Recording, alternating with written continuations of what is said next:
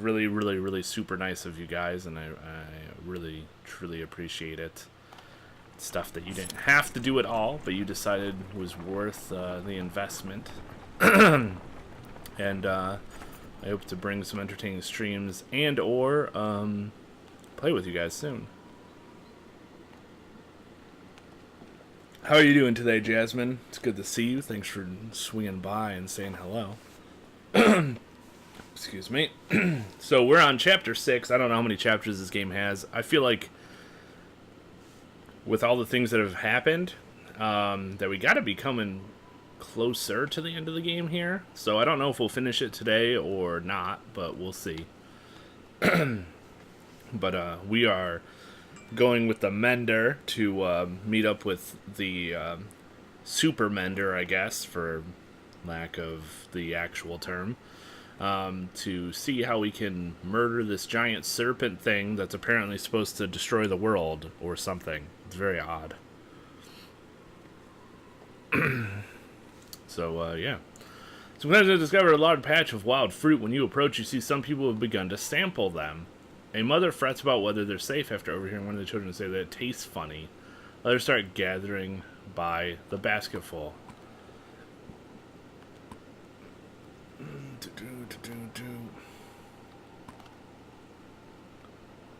Observe somebody who has already ate some.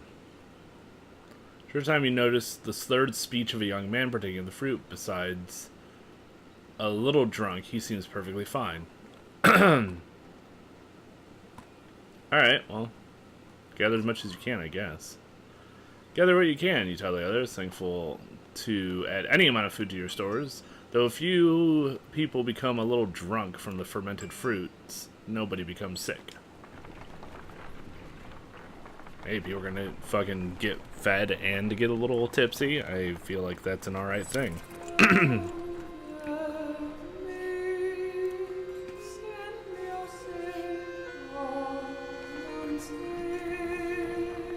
Oh, another Godstone.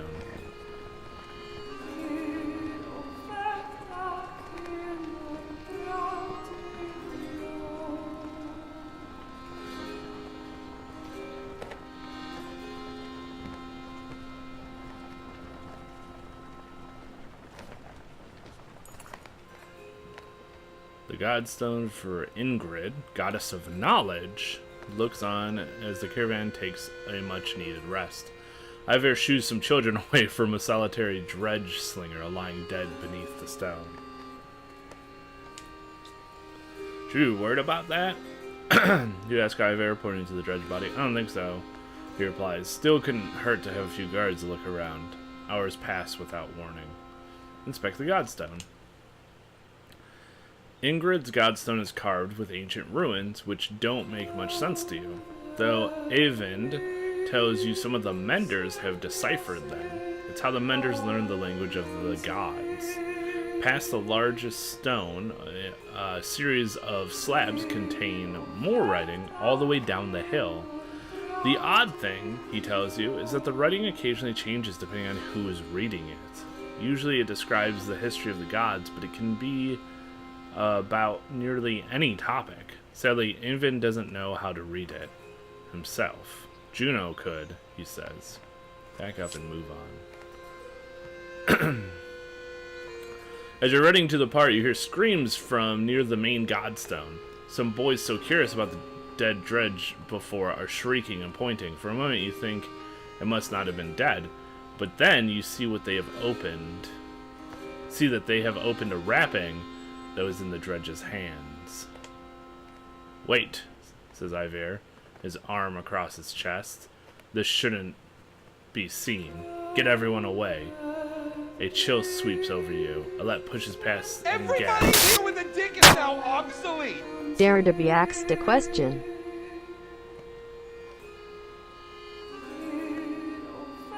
I am always dared to be asked a question. Volts, how you doing, man? Good to see you. Stop, shouts Iver, but curious onlookers have already seen it. What is it? Is it heads? What is it? Leave it. On the ground before those things, there's a small stony figure. Its hand searching for something it can't find. Okay. That's a baby. Oh, it's a baby dredge. Holy shit. Doing good. And for the question, how's the game? The game is great. We just started today. I feel like we're getting towards the end, but I don't know how much is left. Jasmine and Volts are here, so it's good times. Good things that are happening. That dredge is a woman? We've been killing women. We've been slaughtering women and children this whole time. Leaving them to die. This must have been the twist that Cosmos was talking about. In war, it's only the males who fight. We've been fighting these dredges the whole way. Why are women with children on their backs attacking us? They're not invading. They're running. Everyone stops dead in their tracks. The entire caravan is gathered around, aghast. When I spoke to Juno, she told me something was coming. She didn't know what. A darkness, something black is covering the world, and the dredge are running from it just as we're running from them. The serpent, the quake, it's all the beginning of the end. Ivar, you knew. Why? Why didn't you say something? Ivar? When I was young, I killed one of the Sunder during the Second Great War. We called it Raise. Every time we would build our defenses, it would flatten them and push us back again. I became separated from the rest of the Vol and stumbled upon Raise deep in a snowstorm, alone. She was nursing. I threw my axe and it twisted in the wind. Her son died in her arms. She was so pathetic, kneeling in the snow. She didn't even try to stop me when I took her head. That's how I killed a Sunder. Dude, that's fucked up. I mean, you can always rationalize it in the fair and love and war, all fair and war, you know, like that type of thing. Like it's survival, so why draw morality lines or whatever? But yeah, that's fucked up. When I found my way to Grofheim, the Vol wanted to make me Kendir, next to be king. I left. I walked until I ended up in Skoger, where no one knew what I had done. The only sound is the wind blowing through the trees. So he took out one of the hardcore motherfuckers, which was a lady dredge, a mother, and he killed it by what seems to be accidentally murdering her baby, and then she was so distraught that he could easily kill her and take her head. And then everybody was like, oh my god, you're a badass. And he was like, not really, but he didn't say anything. So he just kind of fucked off. Man. Yep, that's one of those things that you don't really see coming. So wow. That absolutely is the twist that I'm pretty sure Cosmos was talking about it. So Cosmos must have gotten up to around here. For a long time, nobody says a thing until a child breaks silence. What do we do with the baby? She asks. A lump forms in your throat, looking at the small obsidian creature squirming before you. Take it with the caravan? Leaving it behind? Oh, shit. I'm gonna put it to a vote. This is probably an era where it's similar to the, you know, leave a child to the elements type thing. So, but I'm gonna see what people want to do. While some grumble about leaving it to chance, the caravan votes pretty clearly in favor of leaving the infant behind. It remains beneath the Godstone. As the caravan departs, you try to put the whole episode from your mind and focus on reaching Sigarholm. And that's about right. Leaving to elements, that's what I figured would happen.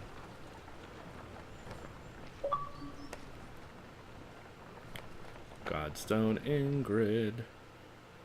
Damn, man. That's some hardcore emotional shit.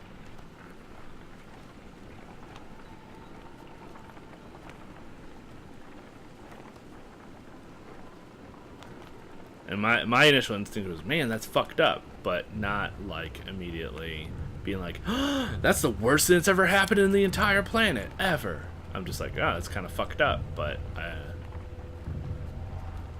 it's a smart use of a scenario. I mean, when you have an enemy that like flattens fucking everything, happen to catch it while it's doing something that's very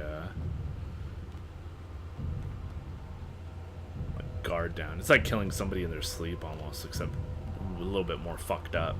But gotta do what you gotta do, right? Horrible shit is bound to happen, yeah. Up ahead, a scout shouts, some giant hall, but it's empty. You approach the structure but recognize none of the markings. The wall seems unsteady at best. Finally, sleeping beneath a roof, you overhear. So friends begin unpacking. Okay, so the walls seem unsteady at best? Yeah. Keeper, it was abandoned for a reason. Leave it. Look for any clues why it was abandoned. I want to do this more than this, but I also want to do this for sure. So these are where these decisions are tricky for me. Make everybody fucking stay back and then investigate. I feel like safety is more important than information, so keep everybody back until you're certain it's safe. So everyone here search the building with weapons drawn, just as they are announcing an all clear. A Vol leans against the support, which gives way, and a third of the structure crumbles. Luckily, no one is injured, but you leave the crumbling building behind. Yeah, that's what I thought.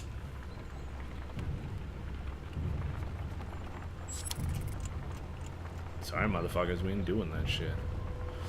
The other day I was looking through some of the achievements, and one of the achievements is go through the entire game without reaching low morale. We did that one time earlier. As Sigurholm approaches, we fear the worst. So now it doesn't matter. The calm lake surrounding it now looks like a bowl that has been flipped. Proud homes sinking into muddy water. Is it right? A side effect of the quake. What has the rest of the world become on the other side of those mountains? But we made it here. But yeah, so yeah, there's an achievement for beating the game without ever getting low morale, and I've only had low morale once, but because I let it happen, I won't get that achievement, which is, you know, too bad. But it gives me another thing to work for on another playthrough. Because I am curious about some of the other choices and stuff. Like, what if we blew up that bridge? And what if that one little kid that I met at the very beginning of the game didn't get smashed into the ground immediately? Would he be a good, like, party member or what? One catastrophe to another, says Autoleaf as you pull into Sugarhorn. Town appears to be sinking into the lake. Townspeople peek from dark windows and makeshift hovels further up the hill. No, says Evan, looking frantic. Where is she? He runs to the front of the caravan, looking out over the water. Juno isn't here. You get the creeping feeling you're not welcome either. Going upriver looks out of the question. The beach is bare, aside from the occasional skeleton of a ruined fishing boat. You reluctantly set up camp in the sinking town. Alright, sounds about right. No, the town's sinking. No, they just set up camp. All I'm saying is, how long are you willing to wait? Okay, inside the caravan, you inadvertently walked into a debate between Autoleaf and Avend. As long as we need to. And I think we need to get out of here. I don't feel good about this place. Why? What's wrong? Something doesn't feel right. The people here are staring at us like those vultures in the wastes. Sorry, Avend, but I think Autoleaf is right. I saw a man. The whole time we were setting up, he was just watching me. If you live in a town and it's fucking sinking into the ground and there's all this dread shit and a whole bunch of other crazy garbage happening, wouldn't you be watching literally everybody that comes through? I mean, that's not weird to me. In a creepy way. Oh, shit. Long before the dredge find us here. Juno will come. Just give it a little bit more time. Rook, listen to me. I need you to trust me on this. Yeah, I got it. I'm gonna trust you. I saw the weird, crazy things with the what's-her-face and the stuff. Alright, we don't have any training that we can do, unfortunately. Let's talk to Avend. Get some more information. Really worried about her, aren't you? What? Oh, Juno. Worry doesn't begin to describe it. If she doesn't find us here, or something has happened to her, are you sure what you saw was real? It could have been a dream, or I don't know. You were pretty exhausted. I don't know. To be honest, I'm not sure anymore. Everything is a blur. Don't tell the others that said that. I have to hope that it wasn't just a dream. What's it like to be a mender? How exactly does weaving work anyway? Why is Bellower following us? What's it like to be a mender? Being a mender? I guess I never really thought about it like that. It's just part of me. They knew very young that I would join the order. Born into it, you could say. My mother and father are both menders. The guild is for lots of people now, builders and healers. Do they all pull lightning out of the sky? No. That's not normal.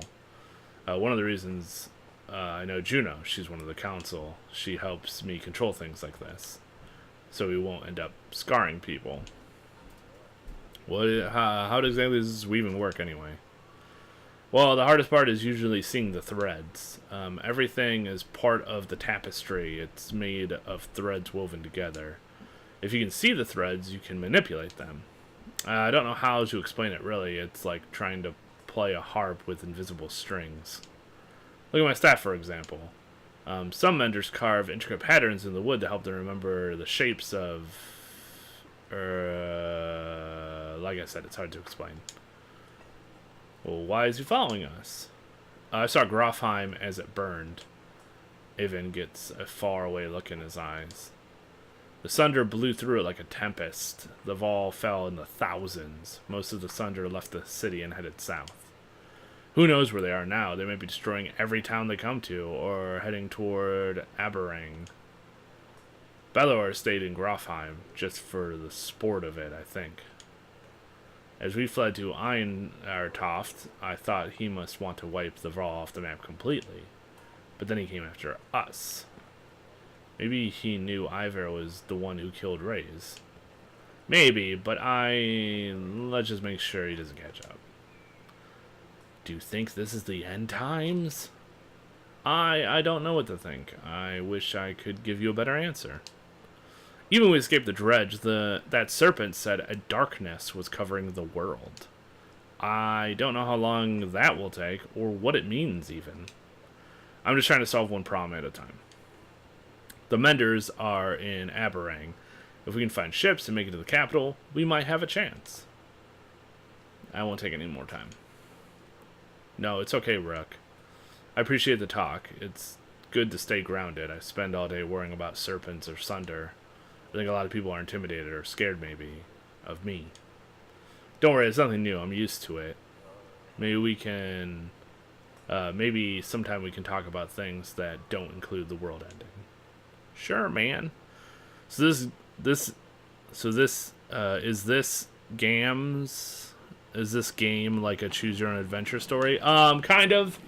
It's got a linear path, but there's a lot of choices you make along the way that will impact how many people are in your caravan, which party members are alive or dead or join you or don't join you, how much renown you get. So all of your choices matter and carry on like a pathway or whatever, but largely your travel and locations, I think, are largely the same. There's a couple of choices that I've had which definitely allowed me to divert pathways, but yeah, I don't really know because I've only played through it once. But yes, it seems like choice definitely matters a lot and impacts a lot of little things and some major things along the way. So yeah, and then in the between the travel and choices is some combat, which is the tactical strategy RPG elements. So yep. He doesn't have an arm. Alright. That's right, I got all these archers and such. Archers. Nice, I love the guns. Yeah, it's a really fun game.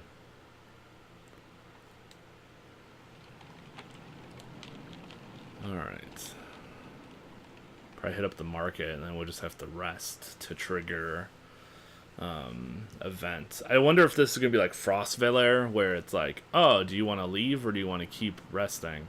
Because they said, there's Bower's Guard. We talked about heading down there, but we were supposed to meet Juno and Sigerholm. And then over here in Aberrane is where he just mentioned the Menders being. So I don't know if we're going to go over to Bower's Guard or not, but I'm guessing that's going to be one of my choices, is like hanging out or going. Alright, market. I only have 4 renown right now, currently. Each one gets 3 supplies. That buys me an extra day. I think I'm good with 16 days worth. Let's go ahead and rest. Let's go for broken out in front of the houses. Thief, shouts one of your people as a group of strangers flee from your camp. Autoleaf is already running in their direction. They took our supplies. You hear from nearby. Chase the thieves. Try to target with the locals. Tell the caravan to get ready to leave immediately. In order to protect the caravan. I wonder if that's a diversion. There's so many of us. I'm gonna chase the thieves. Fuck it. Come on, you shout, and so will join you in the chase. You wander into the beach where some men have been waiting for you. Some terse words are exchanged about whether anything has been stolen or not. You don't see who draws the first weapon, but it ends the conversation dead. Combat?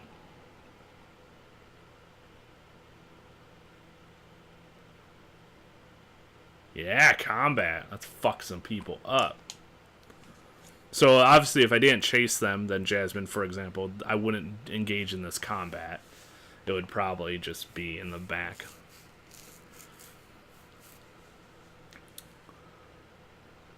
Oh, there's a lot of fuck faces. Alright. Go over here so I can see. Archer. Got 2 archers. That one has a lot of willpower, so that one's probably real rough. We got a backbiter, some super tanky shield dudes, some other type of shield guys, and that's it. So, really, archers are a threat. These tanky shield dudes are going to be annoying, but they won't do as much damage to me. Alright. Let's focus down. Let these 2 people have to move their way down the map. Alright, we're gonna put my backbiter over here. Back the mender up a bit. Put Rook all the way down here. Just gonna put Rook there. Alright, Autoleaf goes first. Her be there. Alette behind Rook. And Nid in between the other 2 archers. Go. Alright.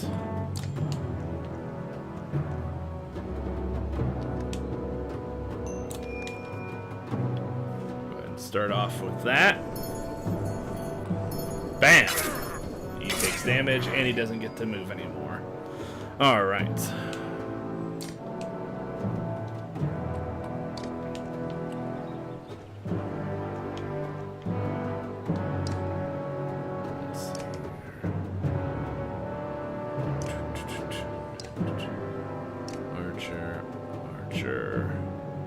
That guy, where's his movement? So he could move all the way up there.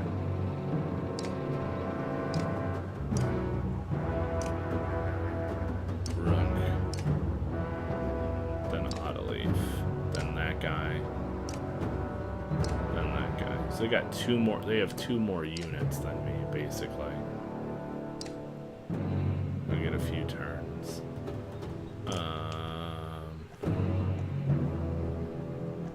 So can't hit anybody from there, huh? Or there.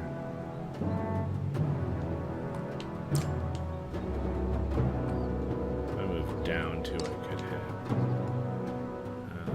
I just don't have her in a good position. I didn't know exactly how the order would go, so. What are the darts who have, if the archer's not moved? I'm just gonna have her rest. I don't think she's gonna get any extra willpower though, unfortunately. There we go, he's gonna hit Rook.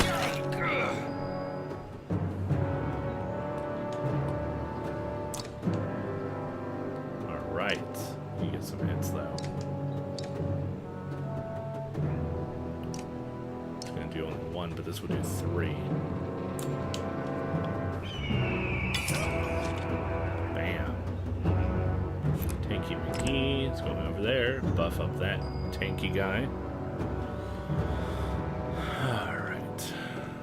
Let's move here.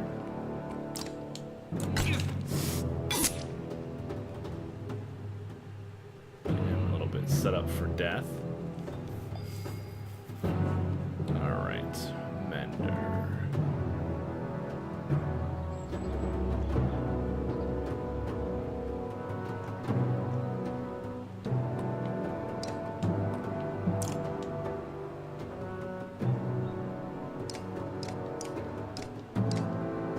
What does this do?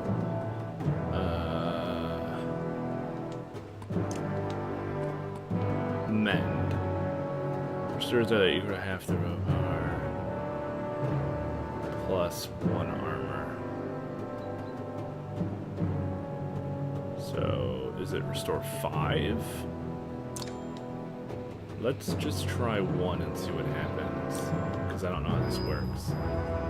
It did. Okay, so it did 5. Cool.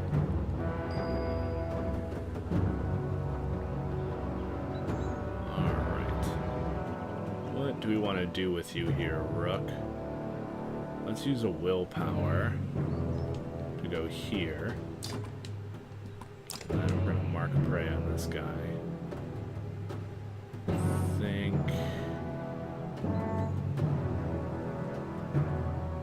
I think Autoleaf and Onef can also do it. Let's stay to do stuff at the pop by because I'm missing a lot of streams because of work.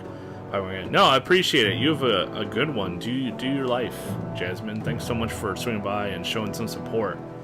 First one in the stream in active chat, and made me feel good. So you do you. Thanks for being here and all that stuff. You're amazing. Volts is here. He'll keep me company. Plus, he's got a sword, so he'll fend off all the evildoers. Volts is the bomb diggity right now. All right. Yeah, I'm thinking I'm gonna do 2 armor damage just to make sure he dies. Good. Yep. Autoleaf does get the shoot, so she'll finish him off. Sweet. One motherfucker is dead.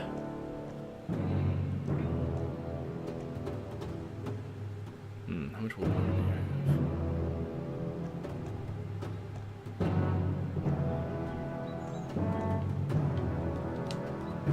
Move here.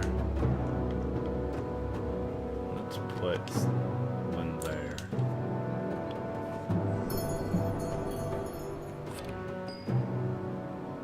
Alright.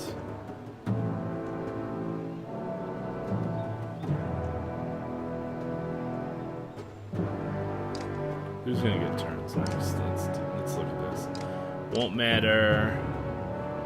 Will matter, but Nid gets to go before her. What does Nid have? Nid has 2 extra things. She has 9 strength. I think she'll be able to kill her. I might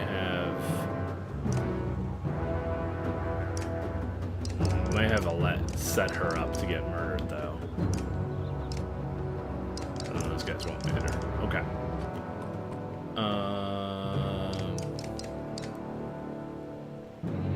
That guy can move pretty much anywhere. And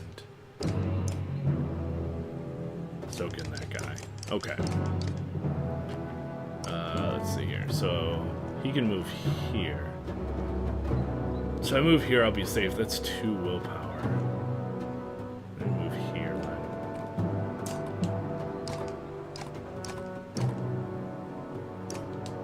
Go ahead and just do 3. Set her up to get killed by Nid next turn. Save my willpower for the next couple turns.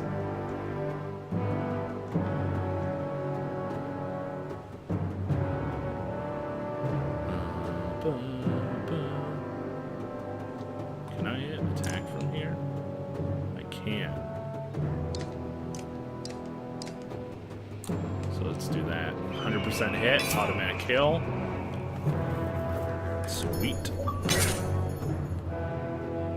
Bowmaster. Oh. Are these guys 3 in a row? Can I actually hit them? I don't think I can. Not in the same way that I want to.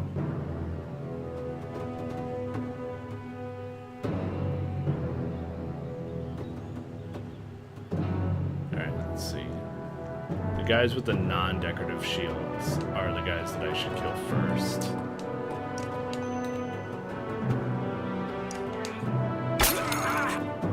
There we go.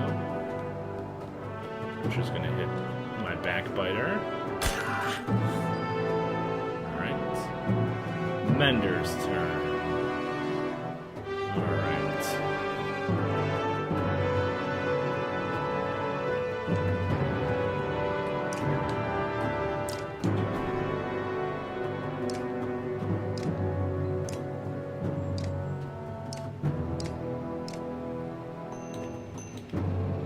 Hit this guy real good.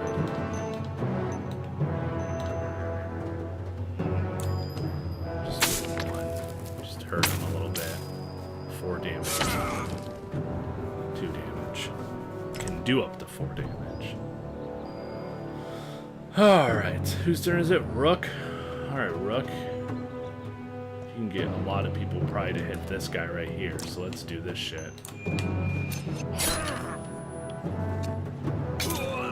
one person, huh? That's kind of too bad. A little bit of a waste, but Alette will get her turn. Who's next? That guy in front.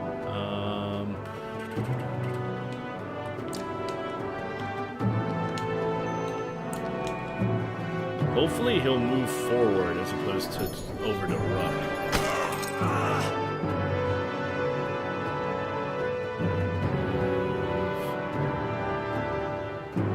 How far does this hit? Ah, no, not that. No, not that either. This thing. Oh, does it hit all of them? Does. Oh, this is gonna be good. Bam! Look at that shit! That was amazing. Alright. So, 2 extra squares.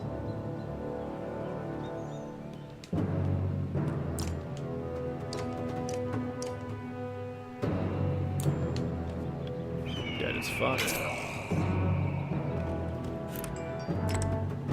over there to buff up their shields.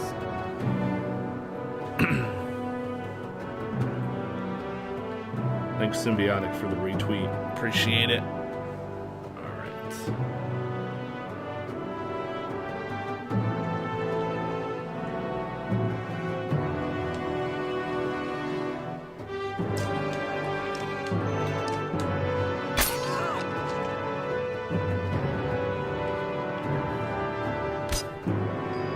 Deflect. Alright.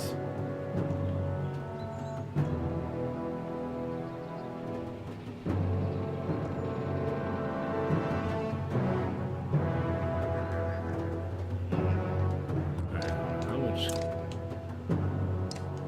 Oh, can I hit anybody from anywhere? Oh, that is baller as fuck. Oh, you got full armor, bud. Yep, because they're gonna fuck you up. Alright. This guy is pretty much fucked. Let's see.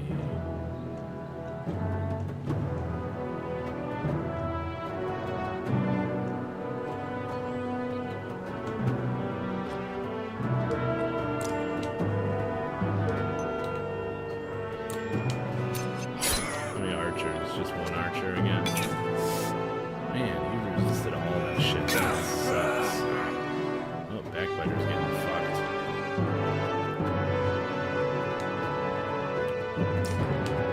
Alright.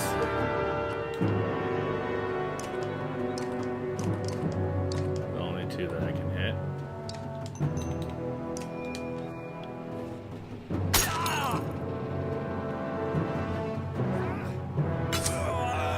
Oh, there goes my backbiter. Kind of expected that shit to happen now. A Mender should be able to hit a lot of fuckers now, though. If he can hit that guy right up here, whose turn is it? That guy won't matter. Archer won't matter. Yeah, the Mender's gonna be able to hit 3 people on his next turn. Alright. And you're dead. Suck it.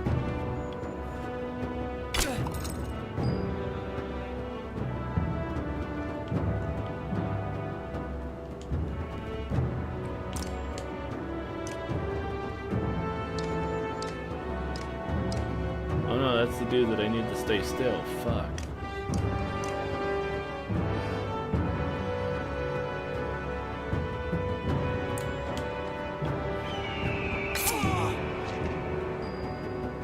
Oh, he did stay still.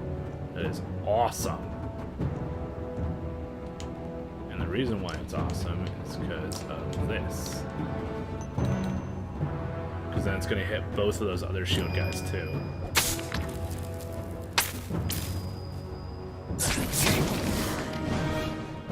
Yeah, look at that shit. Now they're all sorts of fucked.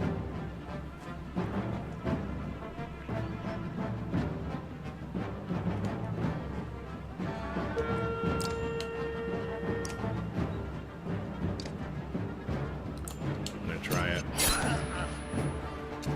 Oh. I thought the archers were in range, but they were not. Alright.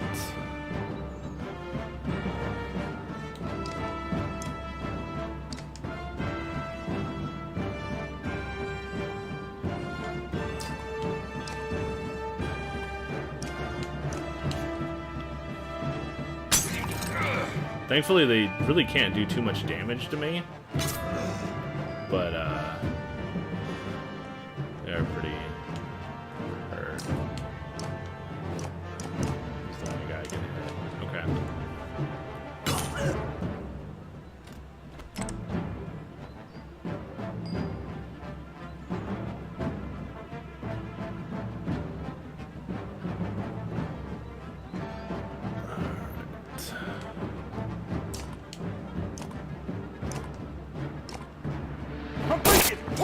I've been drinking green tea all goddamn day.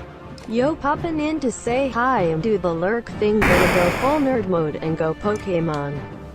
Yeah, Hope you get have that a good Pokemon. stream. I will have a good stream. Thanks for murdering Count and becoming the new Bit Boss, Emph. Good to see you, man. Pokemon hunting. That's awesome. Okay. And then Menderman doesn't have to move anywhere. He can just do this. I think it might kill both of them, too. Nope.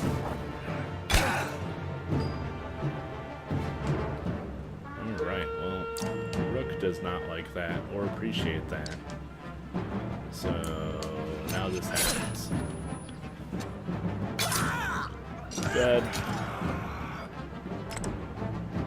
He ran away and buffed himself up.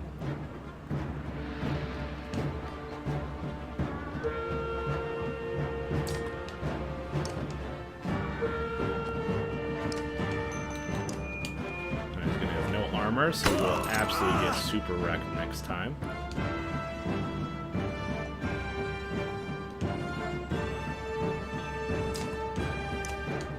And you're dead.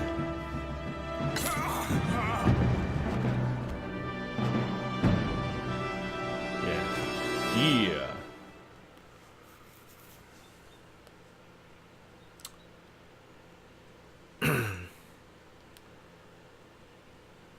Hunter and a Bowmaster and an Eagle Eye and a broccoli sandwich and Onef got injured. He sure did. 10 renown though.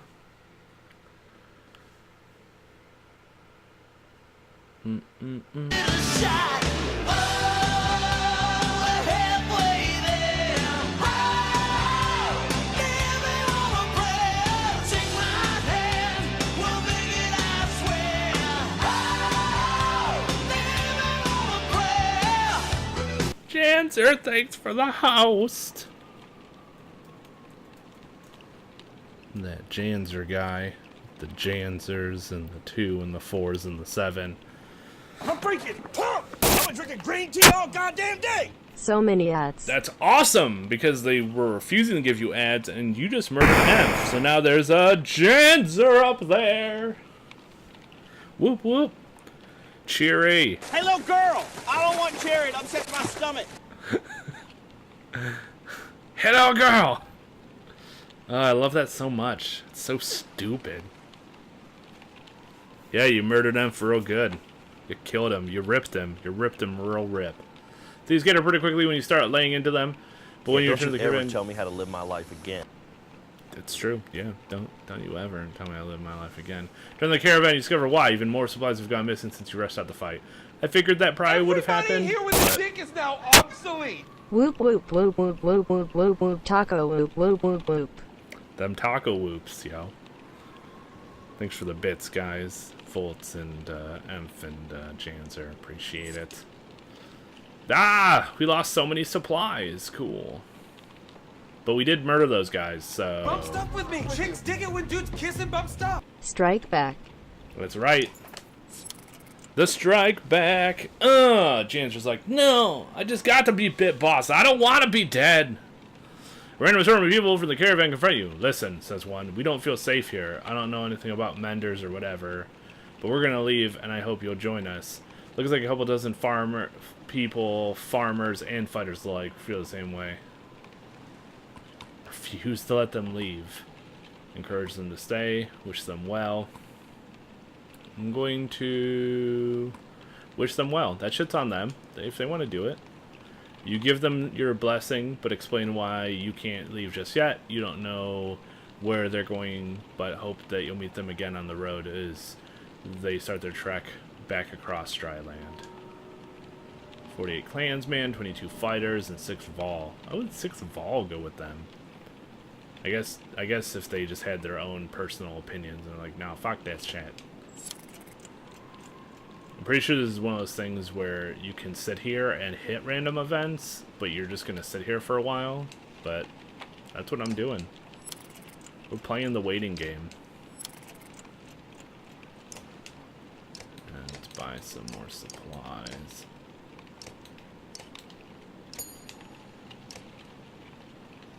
There we go.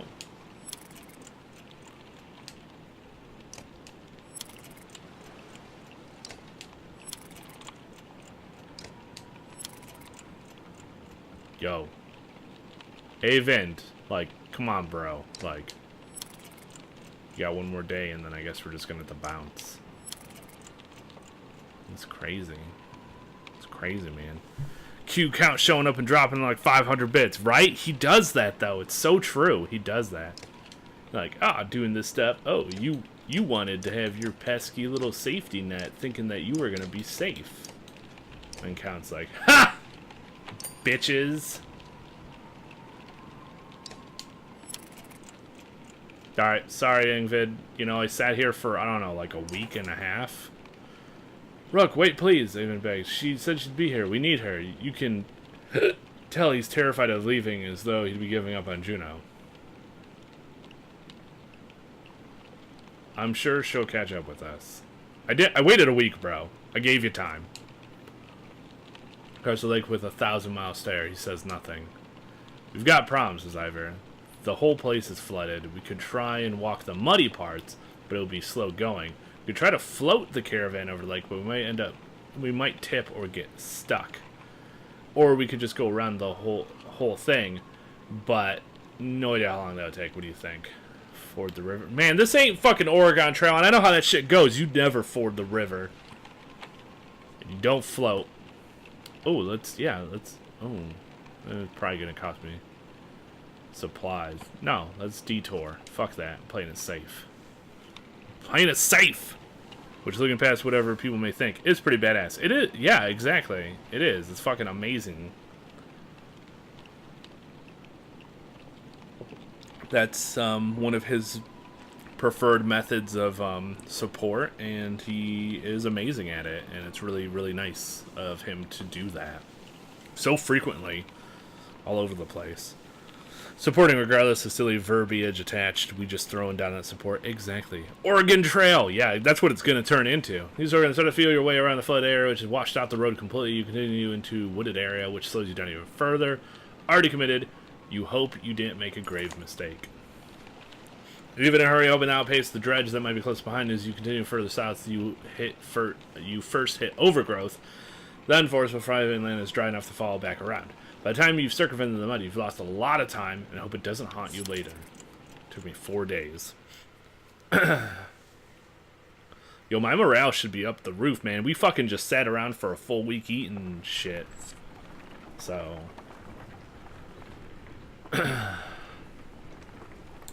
check this map.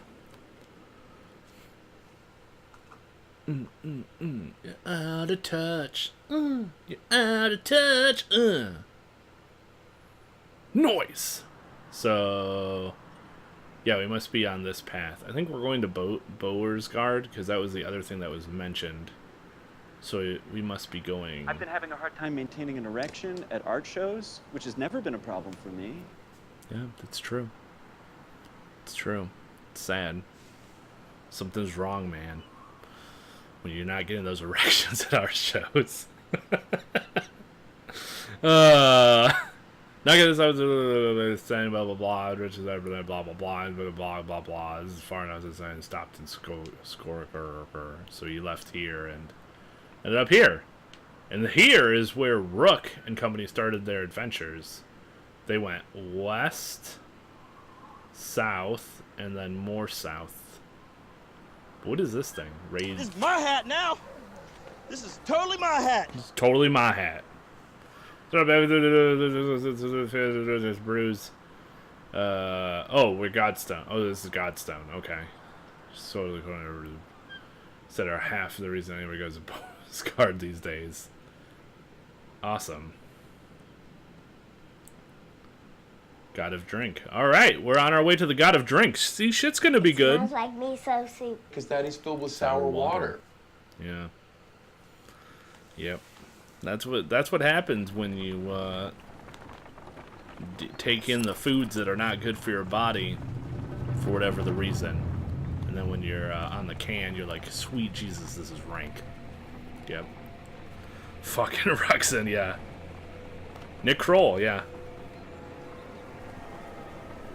He has his own show. Like I've seen him in a lot of other stuff as like minor roles, and he's pretty great and hilarious in all of them. But yeah, I didn't know he had his own thing. The show is just called Nick Kroll. It's just his name. That's awesome. I'll have to check that out. When, you know, when that time when you get through on fucking Netflix and you've watched all the things that actually interest you, and you just start re-watching shit just to have shit to watch. So yeah, I'll check that one out. Ton of characters. Oh, like characters that he's created, like personalities or like imitations of people. A gaunt man and woman approach the caravan, hands held high. "A word, friends," the man says. "We are poor farmers, down on our luck." The woman hits him and says, "We're outlaws, plain and simple, 10 of us, and we'll help you in a fight for some food up front." So he was telling the truth, and she is lying. Alright, well, what are your crimes? "Misunderstandings," the man says. "Meat houses are confusing. Never know when you've drank your share."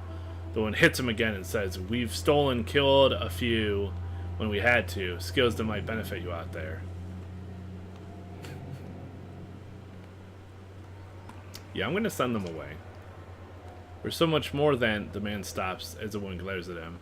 He nods, and they shuffle away quietly until the camp is set to notice that a few supplies have gone missing. Motherfuckers! They stole 5 supplies? What a bunch of I should... Where's my murder them? Where's my murder them option? They clearly were fucking douchebags, so I would have murdered them. Awesome. Thanks for the Tweety reference. Kroll show. Him isn't honestly super creative. Nice. I can't do one character. Is that a miss? It's pretty funny. Yeah, well, sometimes a lot of those are hit or miss, and that's okay. Head off to sleep tonight. I'm supposed to be aside. I have a couple concerns I wanted to speak to you about, he says, in private. Find a quiet place to talk. Okay. Okay. What's on your mind? How well do you know these people traveling with us? How many strangers are in the caravan now? Who are you worried about? Group of sides, not just me. Picked up quite a few. Who are you worried about? Watching folks since I joined you. Your companions from Skrogar, they're loyal. I mean, it seems pretty clear that they died to protect you. Suppose I'd do the same. What about the Vol? You don't even know half those warriors. You're telling me that they have no problem following a man's orders now? After everything that happened at Irontoft? I've been drinking green tea all goddamn day! I go to church every goddamn Sunday. You gonna bring the demons out of me? Trash!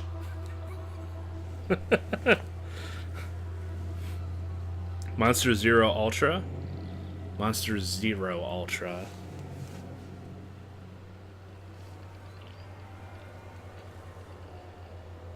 I like, that sounds really familiar. Sounds really familiar.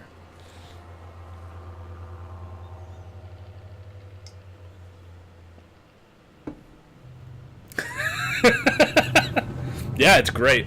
I actually, because I don't drink coffee, which is a shame, no matter what I do, in order for me to actually enjoy coffee, it has to stop being coffee, and at that point, you're spending so much money trying to make coffee not coffee that it makes no sense to drink coffee. So, my caffeine,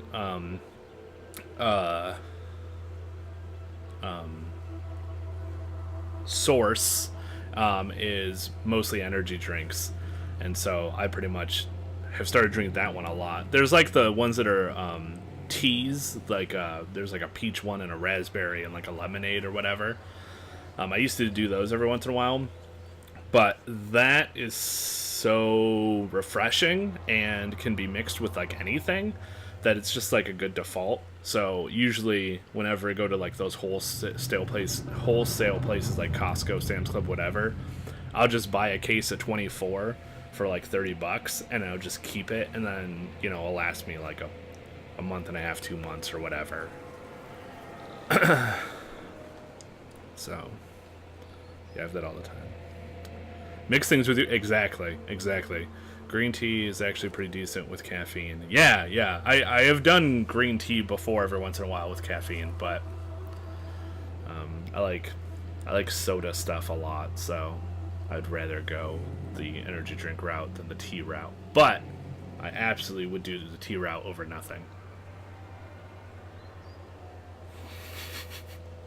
Default status of flavor profile, yeah. Yeah, it's so much cheaper. Because even if you buy, like, the 10 packs for, like, $15, $16, whatever it is, yeah, you just, if you have one of those places that you go to anyway, you just get the pallet of 24 cans for, like, $32. Sometimes they're on sale and they're, like, $29 or $28. And then you're paying maybe a little bit more than $1 a can, which is an amazing deal. As long as you know you're going to consume them over time, and you're not, like, drinking them like water and killing yourself. You know, if you have the self-control and whatever, and you divvy them up as needed, it's a good investment.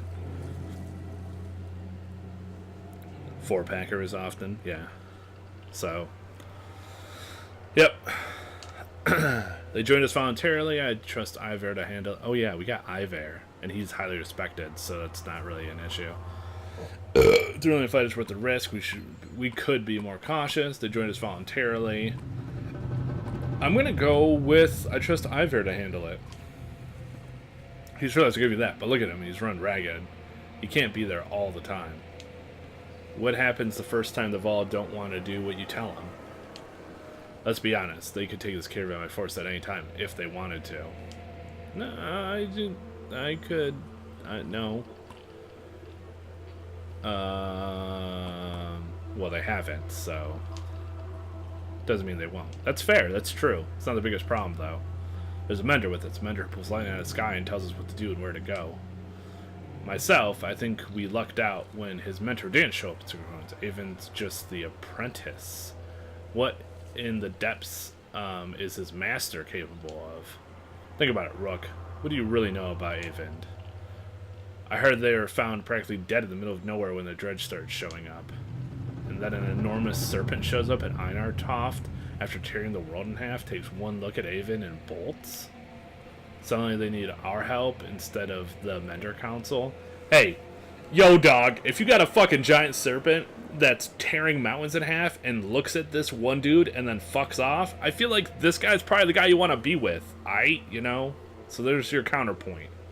I get it, you're being the skeptical, cautious person, which is the perception and like mindset I surely truly appreciate, and all of the things he's saying are valid, but you gotta draw a line somewhere where you're being skeptical and paranoid, you know? Like, a balance, bro, a balance. But I appreciate him telling me all these things.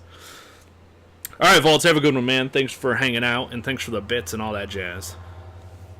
Difference in flavor. Yeah, variety is spice of life, so for sure. How does that make any damn sense? You make some valid points. Might be distorting what happened. Even could have taken control long before now. You do make some valid points. I don't really want to adhere to any of them, but it's a true fact, so I do want to tell him that he does have valid points. Points you should have made on your own. Yeah, well, I'm grateful for what you've done to get us far, Rook, but it's always been about trust. I think it's time to part ways, so to speak. Nothing personal. You motherfucker. Suddenly you gasp for air. You look down, Olaf is holding a knife buried deep in your ribs! Motherfucker stabbed me, too. Your vision blurs and blood fills your sight. You gasp again. There's a bird whistle, and the camp becomes a blur of motion. Onas fighters from Fossiv leap into action, cutting people down. Holy fuck. Onef turns a fire on the men. Onef runs her through, pulls a blade from her back without even breaking a stride. She drops like a sack of flour. Onef heads straight for Alette, who freezes in unbridled terror. What the fuck just happened? You rise your feet through the pain. Olaf is dead. Somehow you find the strength to cleave the nearest traitor in two. You can't find the breath to shout. You think your lung might be punctured. Holy fuck. Onef clutches his wrist in mystical emotion, tosses her bow aside, pulls her into the deep woods. Her eyes meet yours across the campsite. No, her lips say, though you can't hear the words. A dozen men appear between you as Ivor steps into view, as fearsome as you've ever seen him. Holy fuck.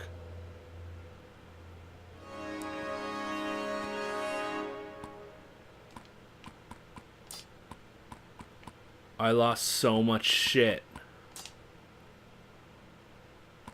Like, I lost the ring that was on him and the ring that was on Adalef. And the ring that was on Adalef was fucking badass. Holy shit. That was quite... This is quite the, like, complete fuck up. Like, out of nowhere. Oh, man. But things like that, what just happened, like, I didn't see that shit coming at all. That was well done on the game's part. Fucking Onef. Is that Onef down there? I'm gonna fucking cut his dick off. Fucking fuckhead. Oh my god. Okay. Let's see. That guy up there sucks to fight. The rest of those axe dudes are okay. Archers. Alright. So we really need to kill all these guys down here, up in this corner. Fuck, man. Fucking fuck.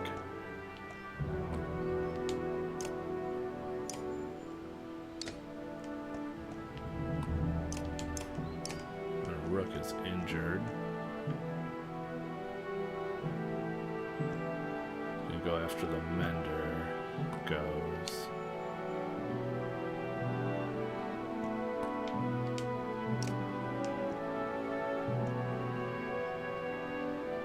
Fuck, man.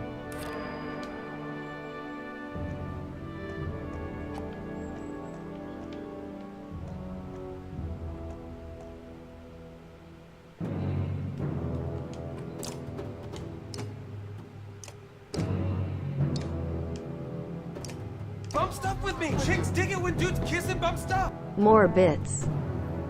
Yeah, more bits. Thanks, Janzer. Man, you're rolling in the bits. You got like a 100 drop the other day. You've already dropped like 175 on me. Dude, good on you. Looks like they turned on the ads again or something like that. Yeah, you get so many more now. Yeah, because there was like that, I don't know, it was months. Like literally freaking months where you couldn't get shit. They were just like, yeah, no, we don't like you. You're not allowed. So that was bullshit, but yeah. Hit both of those guys. Nice, that was a good hit. Alright.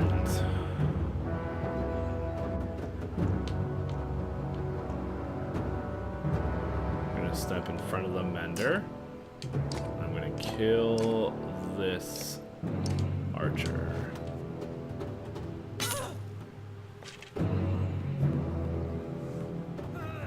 Oh, man, he's sent me over to the mender. That fucker.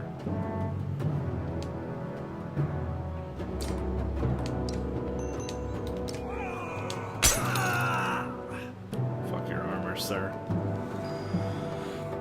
Yeah, every so often I click the bits and check it out of curiosity. Another thing I found is that on mobile you can do some, even if you run out on desktop, but the mobile seems to only give 2 bits per. Yeah, the other day when I was enjoying a stream while I had to do some business in my bathroom, I did that for the first time and I was like, 2 bits? What the fuck? Also, buying bits on the mobile apparently costs more, which is fucking weird. So mobiles is weird in general, but that's a very good thing to know, is if you run out on desktop, you can still do it on mobile, which is kind of fucking cool. So, good bit tip there. 5, huh? And what do I have? So I can do 7 damage to him. Alright, let's do that. Oh, that'll make it so he doesn't do nearly as much damage. I can probably kill him next turn. Alright. Yeah, nice. 5. Let's fucking do it. Fuck you, you're dead now. Backbiter veteran. Alright, it's Avon's turn. He can't move anywhere. But I can have him mend his armor.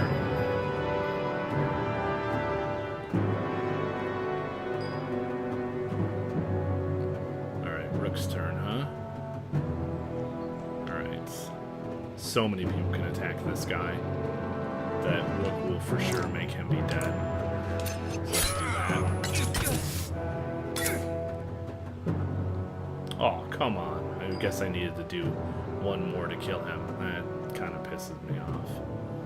Well, he can't do that much damage. When's his next turn? After the Mender? I can have the Mender go kill him or something.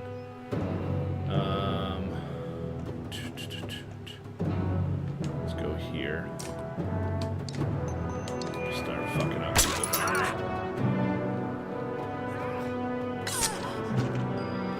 Fuck you. Alright.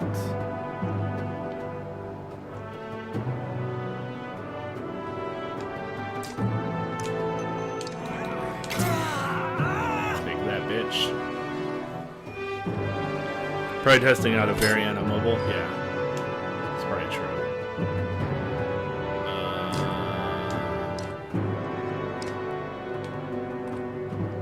70%. Alright, well, use Bird of Prey, because that's a 100%. He'll be dead for sure.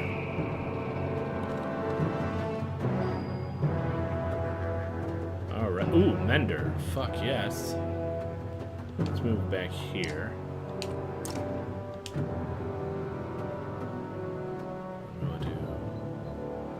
Strikes for 2 strength and diagonals is doing +1 strength each time. So it does an extra 1 and then an extra 2. So if I do this, will it kill him? I haven't fully figured this one out, this ability. So this does 2, 3, 4, and then it does +1. So is it 4 and 5? Or what?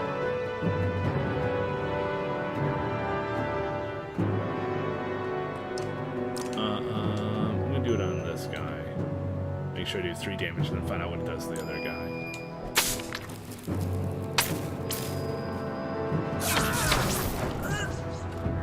Yeah, so it does +1 to the outside. So I did it in the correct order type thing. Alright. Rook. Go ahead and kill that motherfucker. Fuck you, sir.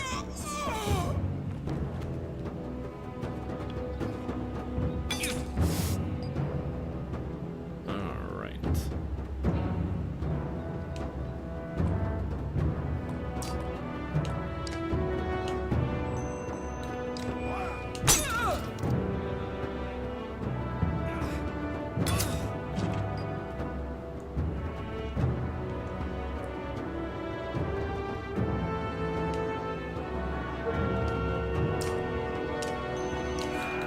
And you're dead.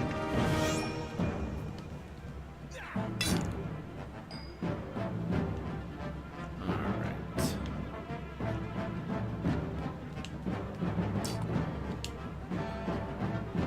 You can do 3 damage, huh?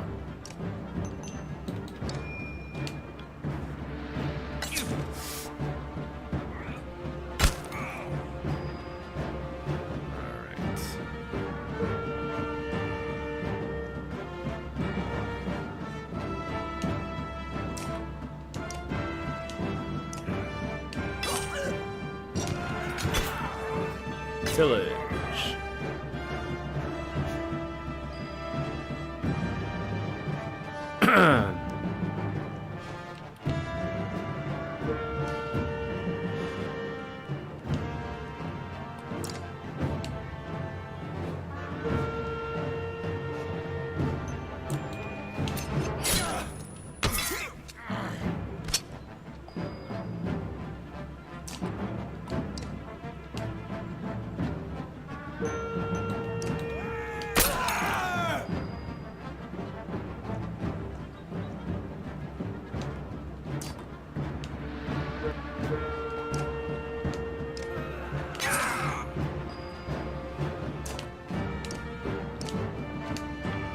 And you're dead.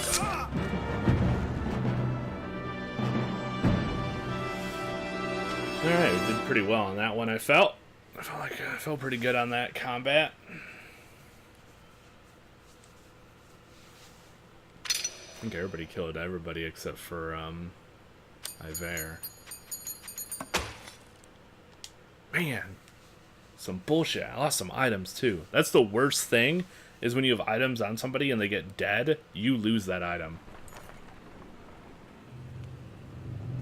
Where is Alette? Shouts Iver, tearing through the nearest bandit, but you're already hobbling into the deep woods where they disappeared, ignoring the battle raging behind you. In a haze of pain, you start to think you've lost their tracks. Then you hear Alette screaming in the distance, followed by silence. You tear through the trees. And as walking, Alette lies with her back against the tree. Her hands and her clothes are covered in blood. She stares vacantly ahead. I'm thinking, did she kill him? Beside her is the body of Onef, an arrow buried in his right eye, as if placed there by hand. She looks in your direction and then at Onef. I killed him, she says. Good on you, girl! Good on you! That's just like Darkest Dungeon, right? That's how XCOM is as well, yeah.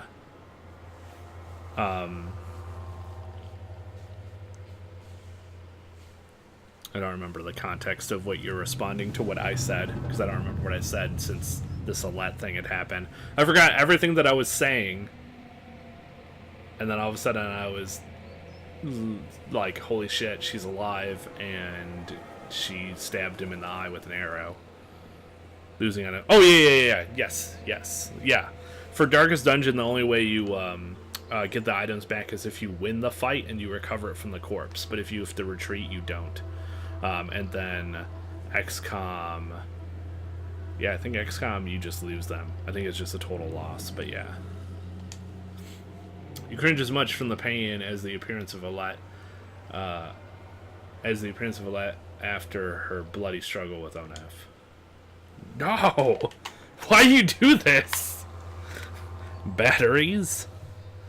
This is where that one guy, whatever game I was playing on stream, was like, this is why your PlayStation is better, because it just, you just have to plug it in when it dies.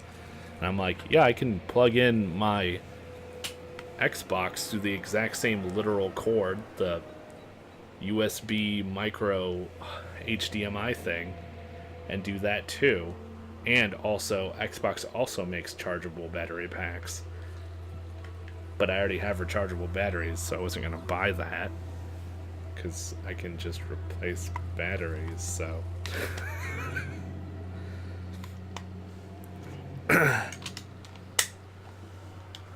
Alright.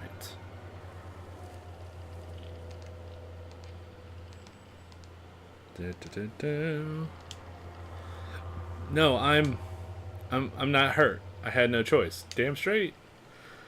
Yeah, I got fucking stabbed. I mean, it doesn't show up there, which is kind of unfortunate, but I understand why they just have kept the animation stuff simple like that. Suddenly, she's at your side, putting pressure on the wound. I can fix this. Where's my needle? Odalith, anyone? Odalith is dead as fuck. Iver, I found them. Just as your sight goes black, you see Avind, Iver, and Alette standing over you.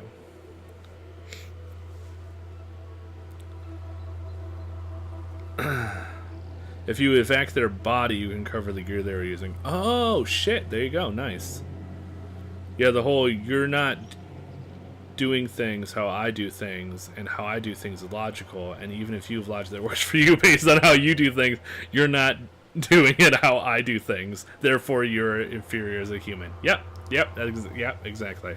Which is pretty much the ultimate simplification and concept behind all things that are wars, like console wars or music wars or whatever. I mean, I would say debate, but they're usually never debates, because one or both parties or all parties are always like, oh, you're dumb, mine is better, and you're an idiot, and I hate you, and you should die because you're saying that anything else that you like is better, when only what I like is best. So fuck you, and shit like that, you know? Fact, silly fracturing of unity based on silliness. that sentence right there says it all. Silly fracturing of unity based on silliness. Yep, that's exactly it. Or people's inability to see that sometimes things that can feel or appear bad are automatically bad and terrible. Like the title of the stream, you know, sometimes shit gets closed on you, which of course in the moment feels like awful hot garbage and or annoying or frustrating, but sometimes in retrospect you look back and you're like, oh yeah, that door was full of awful, and that door was okay but not great, but this door right here, which I'm at now, is the best door. So I'm kind of glad those doors got shut in my face. But back there when I was at that door, I was like, fuck this shit. So, you know, that's always how it works, man. Perspective is everything. Also, hashtag history, which Janzer and I will get, but hopefully other people get too. But I feel like a lot of people don't really fully appreciate and understand the benefits of history. Alette's voice. Normally I wouldn't like that. I only hope I did enough. Yay, Mender. I'll survive. Dad! Alette stops herself from hugging your bandaged chest, pulling your head to her instead. The words come out easier than you expected. Odalith? It's a good thing Avind was here. She's gonna pull through. Yes! She survived! I get my item! I didn't lose my item! She had the best item, though it was a nasty wound. We managed to kill most of those traitor sons of bitches, and the rest fled into the woods. There were a lot of people I couldn't save. You did everything you could, Avind. Nobody expects you to raise the dead. Avind frowns deeply, putting a hand to his forehead. Why didn't Onef do this, Rook? He was talking to you right before it happened. Yeah, I noticed the titles had messages in them and such. lately, at least. Nice. Yeah, just pretty much for the duration of this game, pretty much. Man. Oh, it's so crazy to think about all of this. So, when we left Frostvaler, Onef showed up and was like, hey, we're leaving because fuck this place. And I had the choice of letting them come with me. And they were super helpful because I had, like, no fighters. But if he doesn't come with you, this can't happen, which is interesting. But there is also the other dude that I didn't trust with the twitchy eye. And I wonder if, obviously, if you didn't take Onef, that guy probably couldn't be recruited either. I didn't recruit him because I didn't trust him and I killed him. But, oh, man. It's so interesting because I feel like because a lot of games, they're like, oh, you made a choice, and now it will impact you fairly soon afterwards. That choice was, like, way early, like the second day of the stream, maybe? And now, like, 4 streams later, this shit happened. So now I'm like, oh shit, I wonder. So if you don't recruit them at all, does that happen? What other things can it impact? I feel like they really did the choice in this game really, really well. Like, a lot of other games do choice, and it's, you know, it's not bad, but it's a little bit predictable or a little bit too A goes to B. Whereas I feel like this game's, like, cause and effect system is a little bit more intricate, or at least they did a really great job of masking it. So, yeah. Choices with long-term effects. Yeah, exactly. Which is really nice about this game, and which is why I really enjoy it. So it's really interesting to see whenever I go back and do multiple subsequent playthroughs and play around with the system and, like, break it down and try to analyze it.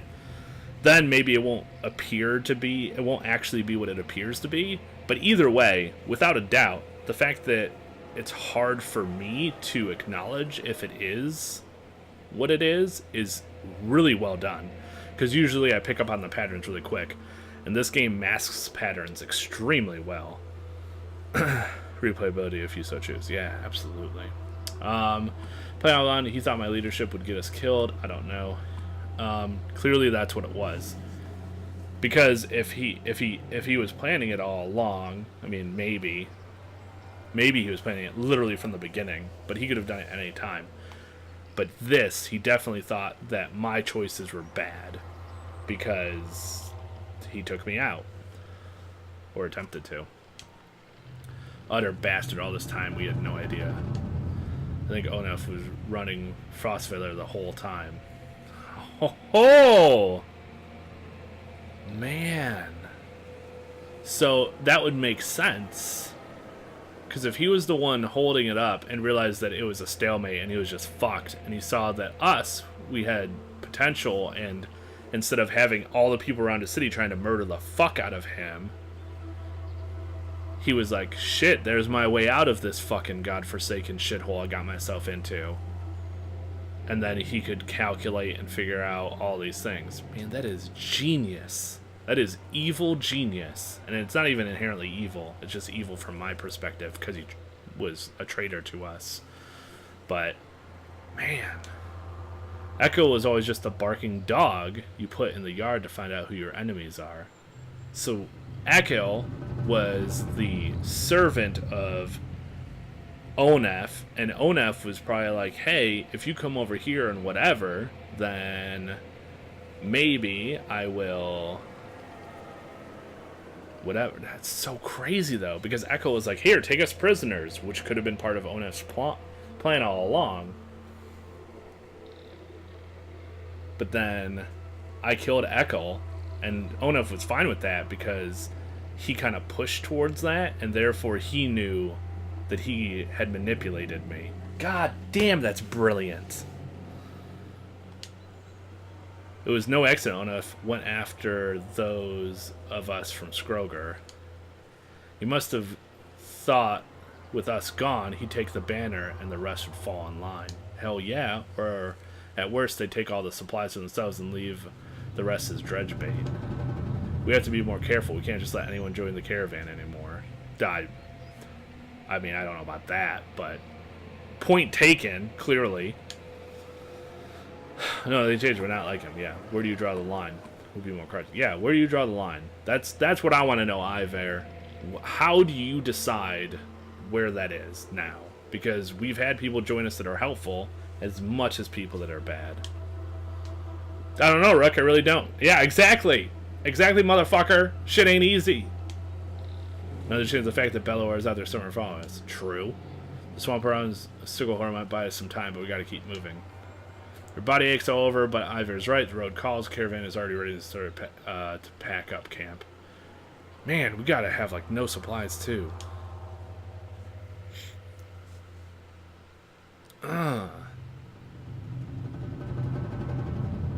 Ah, we have training again. Oh, let's see how Odaleaf is doing. But I am hella impressed with the way this has gone. Like, the game has done a really nice job of, like, the pacing and, like, the ramping up. And then you get to this point, and what they did with this, like, series of, like, twists is it makes you reanalyze everything that you've done in the past. But also realize that, yeah, things aren't black and white, and if you choose to adhere to one explicit extreme, it's going to be good and bad, just as like the other. And sometimes when you try to make like the right choice, even with intentions and skepticism or whatever, sometimes you still fuck up. And that's life. That's humanity. So I think it's really good. I think this game has a really nice foundation, like a soapbox for a lot of like humanity type discussions and life experience things, which is also very much so appreciative. Really impressed with this game. How's the wound? You notice how the wound says she rises to greet you. It's doing a lot better. When I saw it happen, I thought for sure, I'm really glad you would have missed me, Rook. She smiles. Without Avend, that's all you could have done. Said you have to put up with my crap a little longer. It still aches like you wouldn't believe, though. Oh, maybe you would. Heard you took a stabbing yourself. I guess things could have gone worse. How are you doing? Doing alright? Sometimes as long as my husband died, I guess I'd say it's more like being alone, even surrounded by all these people. Not like I don't have enough to worry about, though. Glad to have a lot around. And you, Rook. She needs the D, except you're both fucked up, so you don't have the energy. But, Rook, you gotta put your P in her V. Think about what to say. Think about the caravan. You mean should we start kicking people out? It's a tough one. Usually I'd be the first to give you a dirty look for suggesting it. On the other hand, I got a sword in my back. Other thinks for a long moment before sighing. Don't send anyone away. Just make sure nothing happens to Alette. Alright, I'll let you get some rest. Welcome to keep me company. Oh, when I'm a little more awake, I mean. I'll talk to you later. Bow chicka bow wow. Quality song. It's true. It really is. Oh, thank God we got training. We have, like, no fucking supplies, though. Odaleaf, Odaleaf. Does she have it? Does Odaleaf have it? I think she has it. Yes, she has it. This is the item that she had. +3 armor break. Hugely important. Alright.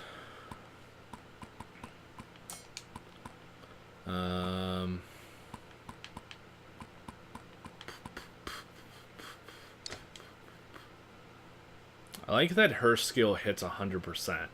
I really do. She is 2 out of 3 and 1 out of 2. Yeah, she's just so much more leveled up. I like her ability more than Odaleaf's. Or not. Yeah, I do like it more than Odaleaf's. Alette just fucking hits hard, though. She is 10... 2 out of 3 and 1 out of 2. I think if I promoted her, she could replace Odaleaf. Or, I mean, Alette. because I don't use Alet's actual ability very often because enemies have to be lined up.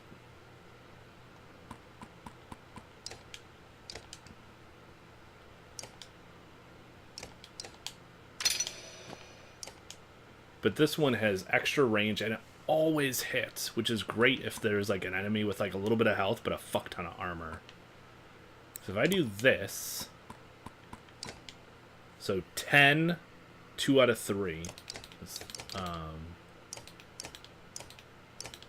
Yeah, so Alet is a little bit tankier, but that's it. So now they're actually pretty equal.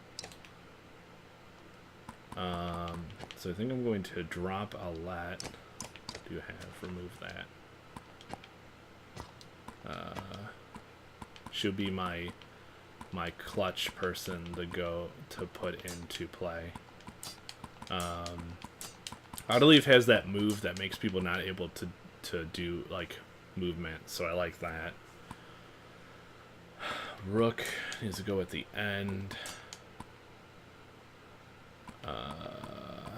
It's my armor breaker, that's my damage dealer guy. Let's do that. I like this order. Baba Charles with the quality song fucking clip. There you go. Draw me out of lurking. Your characters in M's Darkest Dungeon game was a nympho. It's true. It's true. You're like, oh man, I just gotta get all up in them lady bits for sure. It's true. Charles, how you doing, man? Thanks for lurking. I appreciate you coming out of lurk to drop a clip. Super amazing of you. If you feel free to fall back into lurkdom, dude, you do you. I just appreciate you being here.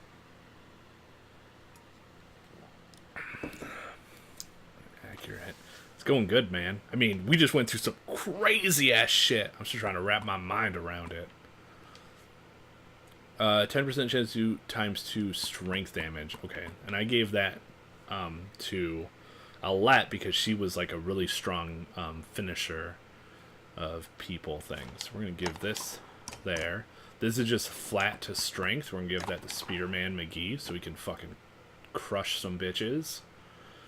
We one slot, which was an item that fucking ONF had, that cock slam McGee. So Iver can't have that. How much to promote you? 20 renown to get Rook to rank 5.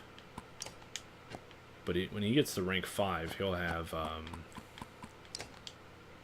3 armor break, which would be really nice. And then I can get his regular armor up or more willpower. I'll probably give him that extra armor and another armor break, but I'm not sure yet. But it's 20. How much is it for you? 10? So anybody that's 2 to go to 3 is 10. Oops. And I'm pretty sure the next promote you had is your ability. I don't use his ability. I do use this guy's ability, though. Hey, I like your lamp. It's like a big old dick. Lady Holy shit! I looked at how many lady bits you just had, Charles. Oh my god, Craygasm with the exploding mouth. Dude, wow. My pride! Yeah, Charles was like, yeah, you know, Janzer Bit Boss is pretty cute, but I'm a backhand. Ha ha! Baba Charles in the house! Come at me, bros. Dude, thanks for the bits. Yep. My pride. That's my favorite thing to say when I die. Oh, my pride. Because really, in all honesty, 90% of people that are playing games when they die, especially in multiplayer, it really is their pride that's being hurt. But they're too proud to admit it. Pimp hand, too strong. Clean the house. Nice. Yeah, I think I'm going to promote him next. I need 2 more renown, though, to get Spearman McGee. But what's really nice about his ability, because it makes the enemy take bleed damage as they move, is I knock them back 2 spaces. They automatically are going to take 2 damage. But some enemies, after you do damage to them, they move a certain number of spaces, like those slingshot dudes. So if you hit them with this, they take 2 damage, and then they're going to move for like 7 damage, and sometimes they kill themselves, which is amazing. But yeah, so I'm going to promote him next, I think. Alright. I'm going to do a training battle here just to kind of get my head wrapped around this group a little bit. They don't need the training to like level up or anything. I do need the rest to get rid of these injuries though. Morale is improved. Yeah, let's do some training. You guys. Have a nice Saturday, fellas. Alright. Thanks, Charles. Thanks for the bits and for being here and for making the clip. Enjoy your shizzle. Alright, on the outside edge. Damn, there's a lot of motherfuckers. Alright. So, a lot of archers. The dude with the Viking hair and the pouch and the blue shield, those guys have a gnarly fucking move. And I think that's what this guy up here is too, but it's hard to tell from his back. 4 archers. All of these shield dudes are annoying because they're going to be tanky. This War Master guy will need to die. So I really need to kill a lot of things. This is like not great. Oh man, but it's gonna help me get better. So let's see.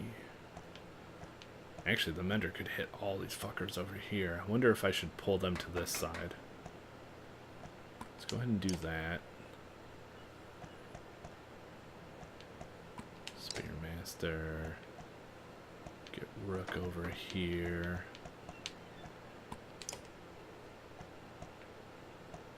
Well, that is going to go first. Nid over there. Okay, let's see here. How do I want to set this up? Rook here.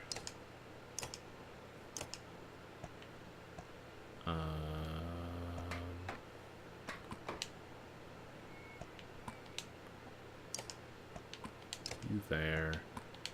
You there. You there. And Iver here. There we go. Let's roll. So what I like about stacking all my guys to one side is that it makes the enemies that are farther away spend turns just moving, which gives me more attacks on this first group of units. Alright, so let's see, what do we got? Shield Master, Champion, so that person's probably a super douche. War Master. Yep, that guy is a Thrasher. That's what they're called, Thrashers. So all my guys will get a turn by the time they go. So then I have like 2 more Archers and that other Thrasher that go. Alette will get to go twice. Then the Strong Arm. Strong Arm is like what Iver is. Then Nid before that guy. And then that Archer. Then that Archer. Okay. Alright. Let's go ahead and attack. Let's fuck up his armor. Real good right off the bat. So he'll just get all sorts of dead. Alright, that guy has to move, and he has to figure out how to get... Ooh, 11 damage. Look at that shit. Look at that shit. Right there. Bam! 2 archers, 2 turns, 1 kill. Fucking badass. Let's see here. Could knock you back. Do you fall into anybody? No, not him. He just goes back to where he was. I think I'm just gonna regular attack you. Get rid of some of that armor.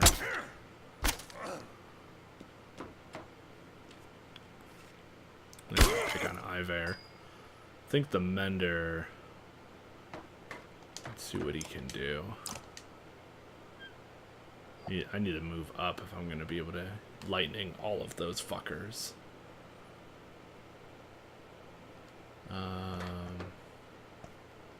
I have to do maths on this. Okay. So, six spots away. So if I wanted to target that bow lady and hit both of those big guys, It'd be 6 away. So 1, 2, 3, 4, 5, 6. So I'd have to be able to move one more space than here to be able to hit both of them. So I think that dream is going to be gone. But I can move down here and mend him. Get all of his armor back. There we go. Keep your will strong. Fuck you, trainer man. It is neat though that the trainer gives you advice. He's like, oh, well, you didn't need to do that. That's so much. Alright.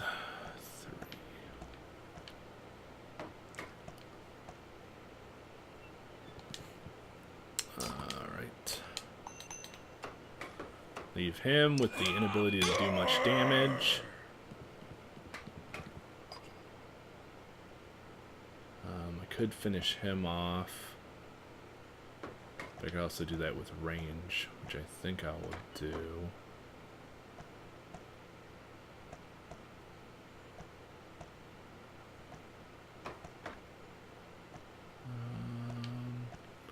Trying to see if I want to move anywhere.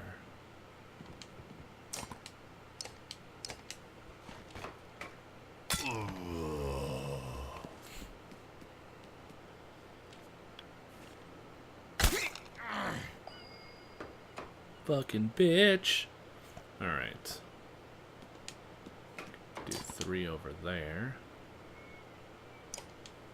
That's 6 damage.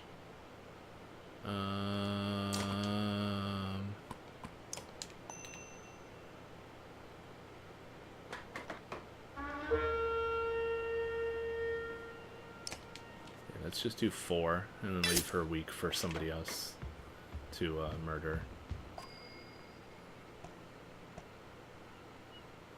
Okay, so without moving, she can use Bird of Prey. 4 damage, perfect. Done. Suck a dick.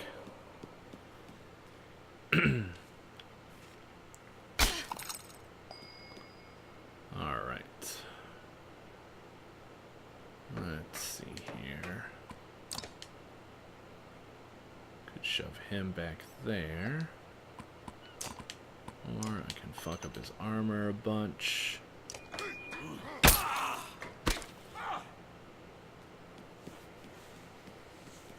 Oh man, that archer just moved in front of that War Master. That's extremely helpful for me. Alright, we have diagonals, so I can hit those 2 or those 2. Let's see what I can hit from here. Nobody. Alright, let's move here. That's not what I want to do. Here we go.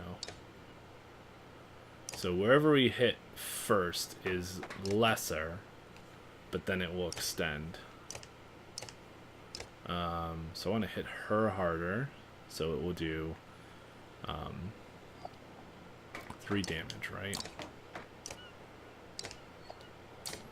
Nope. Nope. Here we go. There we go. This is what I want.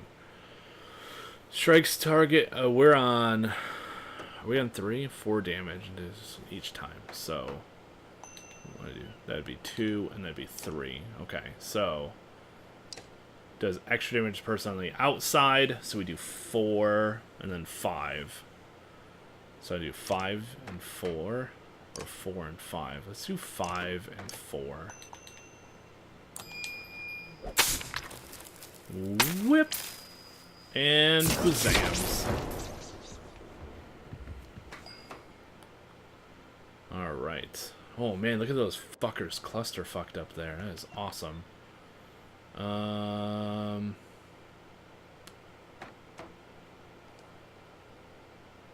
You have such a high strength.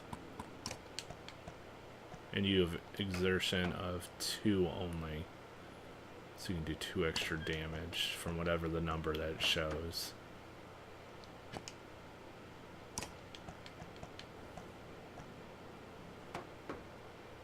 Hmm. 5.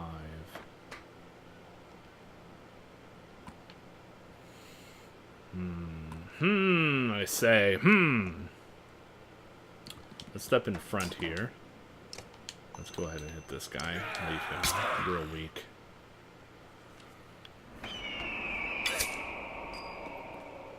Alright, it's Rook's turn. I think only one archer can hit that person. I'm gonna move Rook up in front of her. Then I am going to hit this guy and kill him.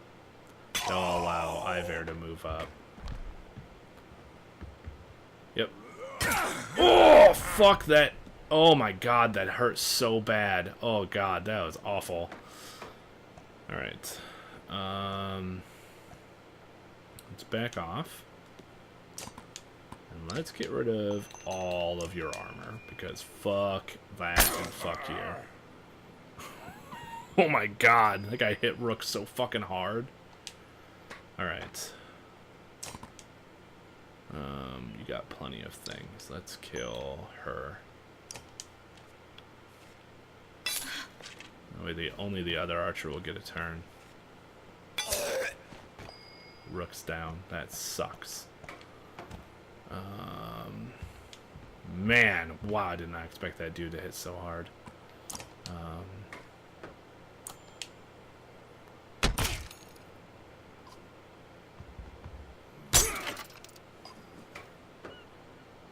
Mender. Who's gonna get the turn next? We got... No, come on. Archer goes next. Then the big guy that sucks. And then Autolif. Okay.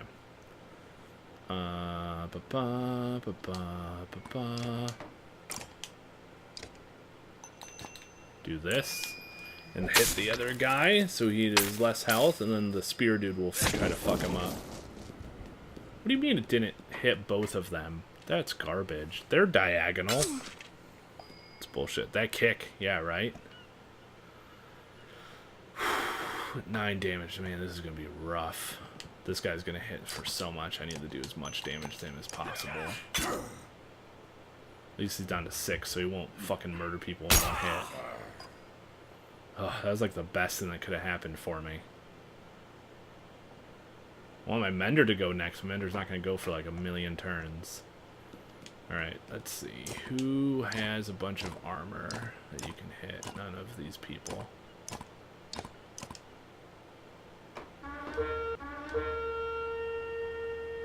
Alright.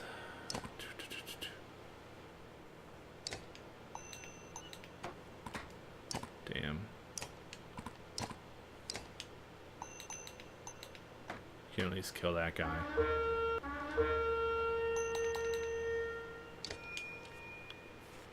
Alright. Take him out. There we are. This time you're playing this on stream. I'm doing something else, so I haven't really watched gameplay until now. So blue is armor, red is health. Yes. So the real simple, very quick thing is armor does like damage mitigation or reflection or deflection, but that's all it does. Strength, which is red, is both the amount of damage output you do and your health. So when your strength hits 0, you die.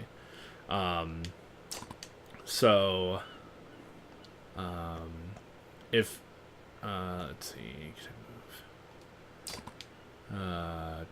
move? So I can't show you on this character, but like on the previous attack with Autoleaf, her strength was 6, and so that archer with 8 armor, every time your strength is less than their armor, it does a 10% deflection or miss or block rate. So since this archer's strength is 8, anybody with 8 armor is a 100% hit. But if like Autoleaf, whose strength is 6, was attacking that 8 armor person or attacking that 15 armor person, the difference is 9 for the guy with 15. So she has a 10% chance to hit, which is garbage.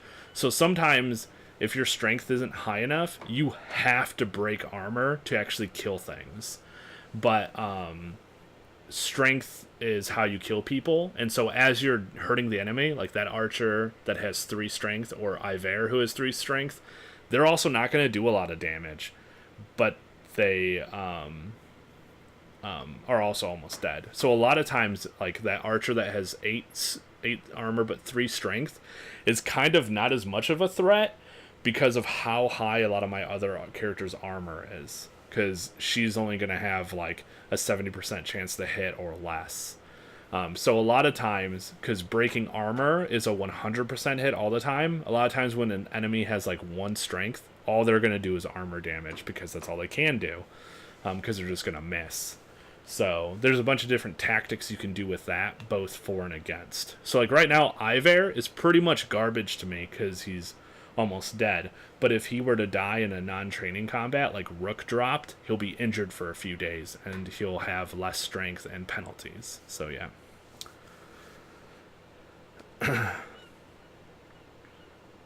Chip it away, chip it away, chip it away now. That's right.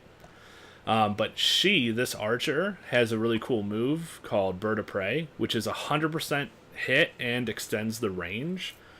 So, like, if her strength was too low, like this guy, I'm going to 100% hit him no matter what.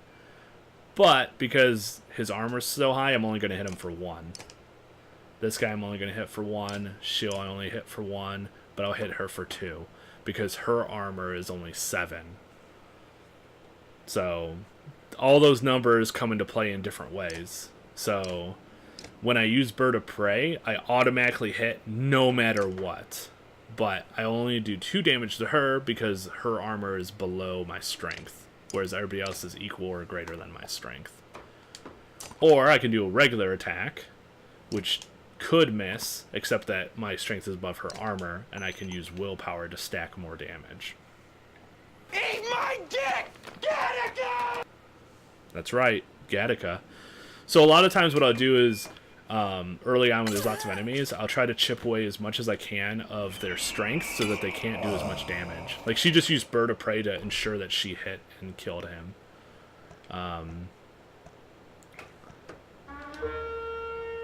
We're going to move here. I'm going to do my lightning attack on here and hit both of them, because I'm hoping that I'll kill both archers with this.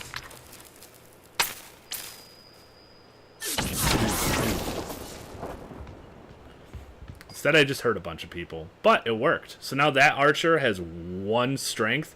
I'm not even going to target her until the very end because she is pure garbage. I am going to go over here. I'm going to use that I just got and knock this guy back. He'll take 1 strength damage and then 1 for the move, and every time he moves forward, he'll take more damage. So next time he moves up to kill somebody, he'll lose. And so that archer just did 2 armor damage to me because she couldn't do any damage strength-wise because my my armor was too high. But if she can get my armor low enough, then she can start doing that 1 damage to me over and over again. But yeah, so that's how all of the crazy number systems work. And I am going to use this.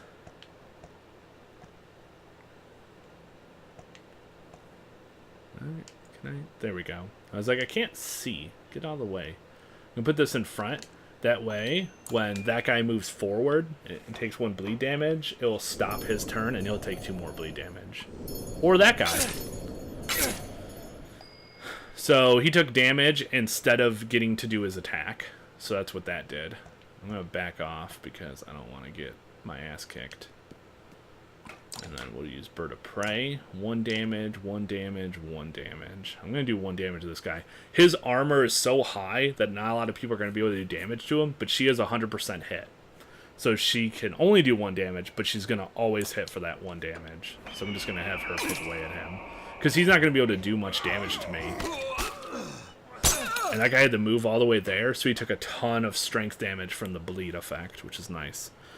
Pretty straightforward. Well, how you explained it, at least. Yeah, but it also makes sense anyway. Yeah, and I think when the game explains it to you, they do a good job of explaining it, but I didn't fully internalize it until I played through the game and got all that feedback. But I think for a lot of people when they play the game, I'm sure they don't pay as much attention to a lot of those things or internalize them, and so when they make choices, they're like, what the fuck?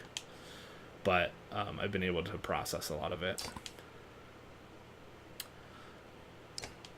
Yeah, see, so 30%, because 9 and 16, the difference is 7. So 7, each one equals 10%, so that's why it's 30%. So he'll probably deflect that.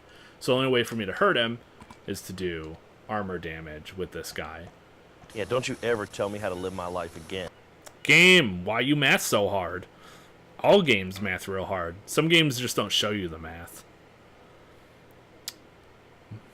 Don't you ever tell me how to live my life again. Let's see. Whose turn is it next? Then it'll be Archer Lady. She won't do much to me. So I'm going to move the Mender up here. You know what? No. I'm going to let the Mender rest and get 1 willpower back. Archer will go. Get that for free 1 hit. Now it's my spear dude. I don't have any willpower. So let me get to attack as is. Man, I wish I had some willpower. I'm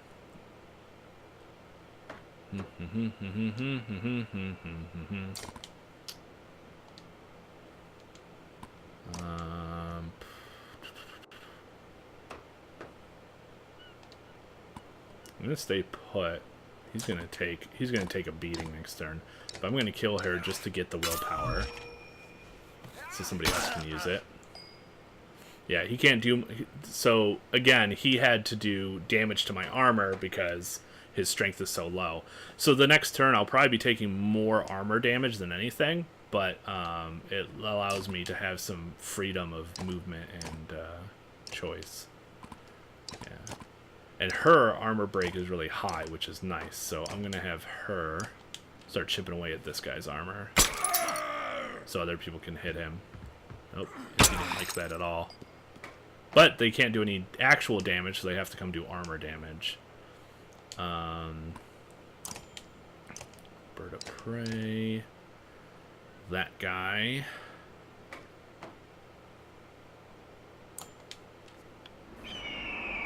We'll get his turn next, see what he does. More armor damage. Alright. Mender has willpower now. Do arc on that guy. That should kill him.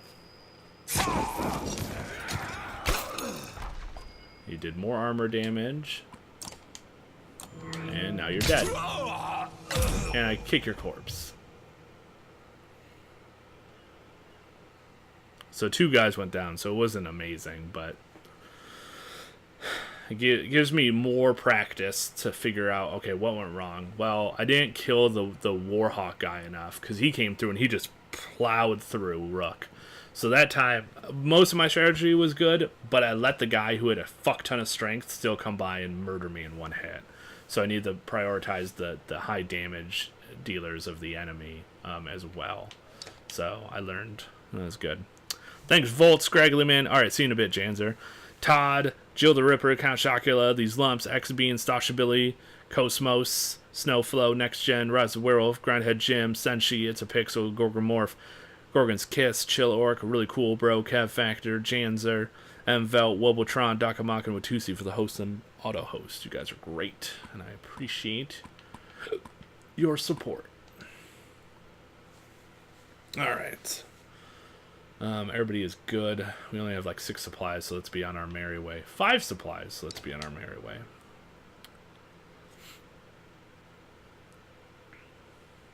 Fucking Onef, that son of a bitch. I was liking him for a long time. Played me so good. Got hella manipulated. Well played on his part. That fucker. That looks like a camp over there of some kind. Hopefully we can get some supplies there, because we're about to get fucked. As you're nodding off to sleep, shouts of fire pull you back to attention. Flames quickly consume a supply wagon and a few tents. Motherfucker! One cries out, "My boy!" pointing to a burning tent closest to the outlying Vol. Two of the giants are motionless, staring at the spraying fire with terror in their eyes. I understand that, because Vol are afraid of things. Make an effort to save the rest of the supplies. Sorry, I'm going to let your boy die. We need the supplies. You and another man douse the wagon with a water barrel, squelching the flames and saving most of the food. After the fire dies out, you find a woman sobbing at the side of her dead son. You glance toward the ashamed Vol before saying, without these supplies, many more would have died. Yeah, the Vol are afraid of fire, so... What in the depths was that about? You mutter to yourself. Something about the fire, Odalith tells you. I've heard of this before. They don't like it. Doesn't change what happened, you think to yourself. Yeah. Boy's dead, but we need the supplies. Look at this. I only have 3 fucking supplies. Hopefully that town will sell some. Goddamn ONF. Fucking piece of shit.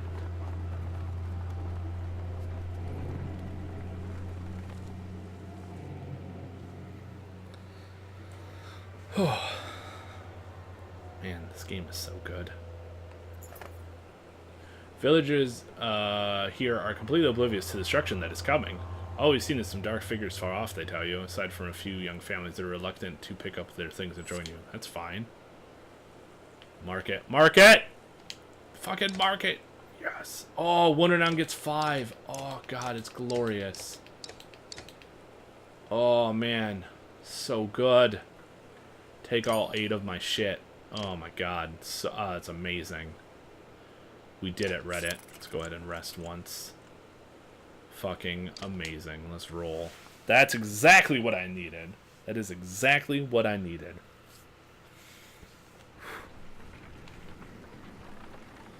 It's too bad that I let that morale drop that one time to low morale, because I might get that achievement. Right now supplies are the top thing. Scar returns with a nearly frozen child. I almost stepped on her in the snow. Looks like she must have been running from something, he says.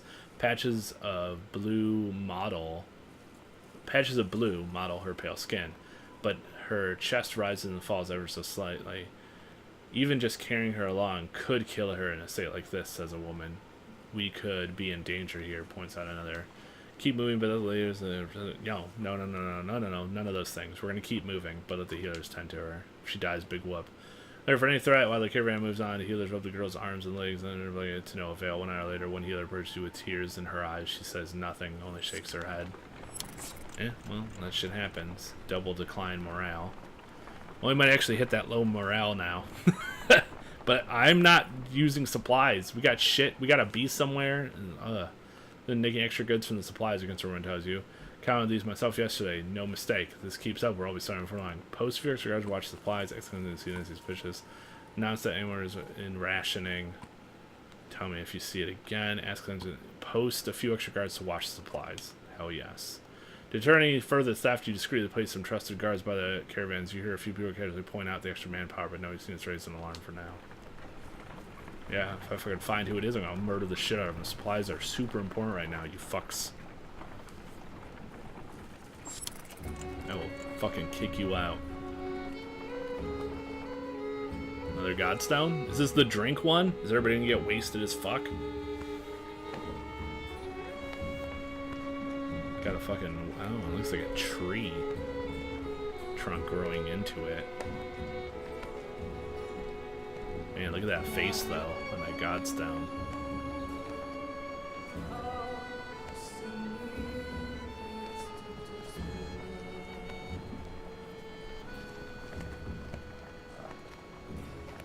The little symbol on the top right that just flashed, I think it's the autosave symbol. Man, fucking ONF. The imposing godson of Burdrorf approaches. His severe visage makes it feel like he's watching you even now. Caravan spreads out, happy to be free of the confining forest and in open fields. In fact, in honor of Burdrorf, some of the caravan crack kegs of mead and wine before anyone can stop them. To the only God that matters, they shout. Everyone drinks, and you're glad for the merriment that has swept over the caravan. Let's look at this Godstone. You look up at the Godstone, Borgeroff's head surrounded by images of casks and drinking horns. Though he was always depicted as being stern, Bajorov was one of the most popular gods of men involved. He's about getting wasted. The one who taught them how to brew. It seems like more than coincidence that the long fields around Grove Stone have always been excellent for growing anything you could need for a good drink.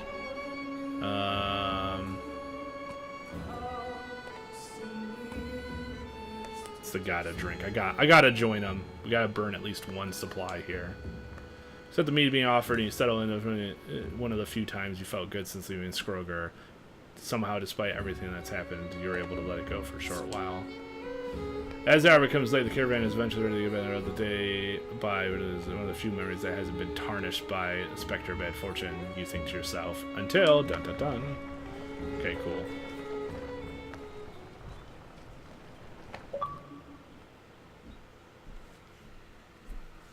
Without count shock, it was the achievement that's about to pop. There it is. I was like, I get an achievement every time I visit a Godstone, so...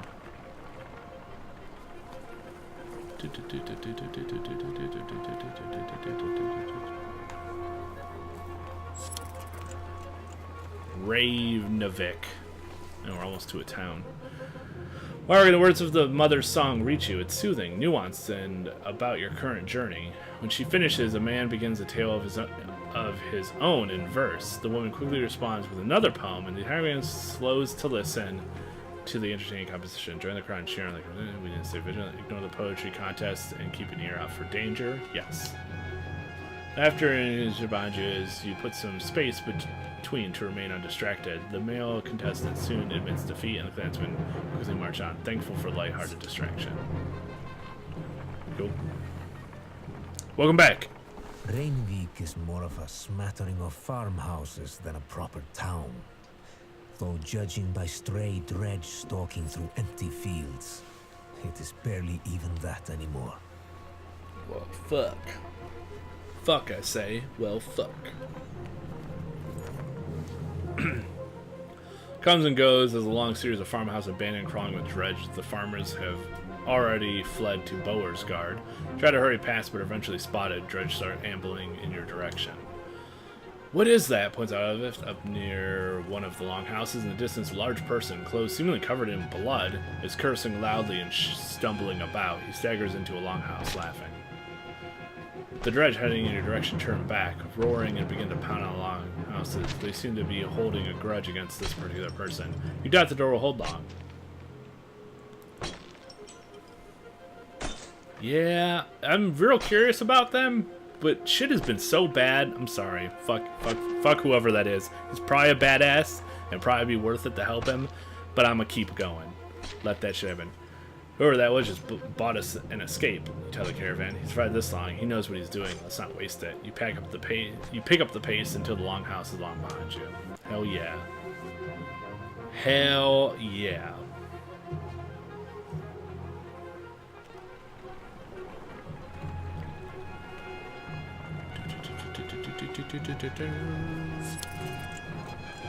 Morale declined. Look at how normal that morale is. It's so normal.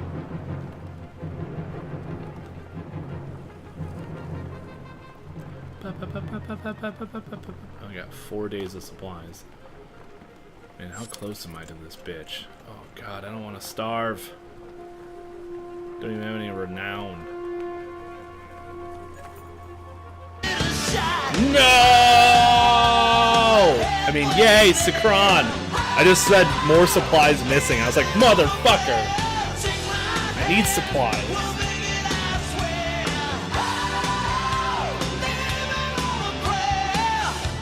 What up, Sakron? You and your Diablo 3. How you doing, man? Sorry, the no was definitely for the more supplies. It just happened to be at the time that you hosted. Thank you for the host, dude. I really appreciate it. More supplies missing, the woman says, by the wagon says to you. And look, tracks right here. They look like children's footprints, but my husband and I followed them in the wilderness a ways. They meet up with some adult tracks, not telling how many. Well, those motherfuckers might have my goddamn supplies, and I need my supplies. Have the children they round up and question the children.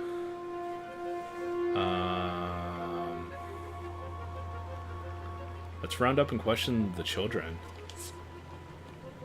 Minus 15 supplies. And on edges, you question the children. None of them seem to know anything about the food, but you manage to scare them more than you intended. Two brothers in particular are left on the verge of crying. Fuck! Fuck. Fuck. Fuck. Fuck. Never stop Diabloing. Me hosting is a terrible thing. No, I appreciate it, man. People are dying of starvation! Along with a good number. I don't have any more supplies! Boy's younger brother was stop. Some men in the woods made us. Said we had to give them food or they'd kill us. Well, now you're killing all of us. You fucking... Yeah, it's too bad now. My brother went over there. He pointed. Well, fuck him. It's too late. Nope. Ambush them in the next trade. Fucking, I had people fucking die. Fucking starvation. Because you damn fucking child. I just questioned the children. I should have put more fear of God into them. Should have beat the shit out of a child. That's what I should have done. Trade for the boy. I don't have anything to trade. Need a war party. Let's go fuck some motherfuckers up. Much later, the fight returned bloody and with the boy's body. We cut them down, says an archer, but we can't save the boy. 20 supplies! Fucking motherfuckers. Yeah, now we make it to Bower's Guard. After that garbage. A city of contrasting rich and poor, opportunity and gambling. Diablo 4, where is Half-Life 3? True story though, I'm still finding new terrifying things in the game that I haven't played before. Oh, nice. Explosive homing spiders that are ridiculously fast. Chapter 7, the Slayer and the Slain, or whatever that just said. I got things to do. I got maybe a half hour before I have to go do things. Finally, you arrive at Bower's Guard, where the walls stretch for miles in both directions and are littered with the bodies of Dredge, Fall, and men. Excuse the mess, shouts a voice from above the gates. Looking up, you spy a striking Vol, his face raised with matted black hair. Movement at the gate catches your eye. Dredge are still banging on the gate doors. Without luck. Let us in, you shout. Show me something worth keeping, he shouts, gesturing toward the Dredge.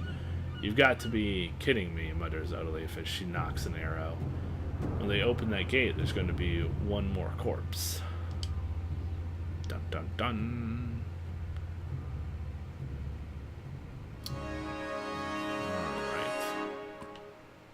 Man. Fucking supplies, man. No matter what I do, I could not maintain those supplies. Motherfuckers. Goddamn children. Being in the fear of some random assholes in the woods. Getting us all fucking killed. Stupid ass fucking children. Oh, and they scale over small walls / borders because they need to be more nope. More OP. Alright, what do we got here? Damn, we got a bunch of throwing dudes, shield guys, tuning fork, murder guy. Alright, Odalif can make this guy stop in his tracks. We can do that as well. Put you here.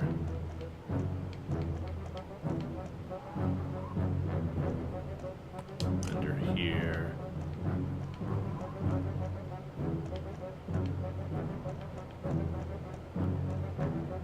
Spear dude's gonna get eaten alive if he's over there. Spear dude here. Rook there. Alright.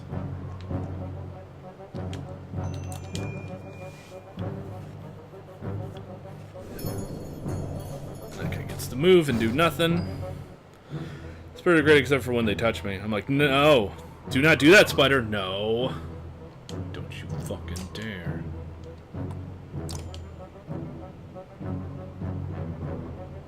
Sure, let's hit that guy. Yeah, see those guys, whenever you hit them, they move. So that's why Spear Dude is going to be real good at fucking them up.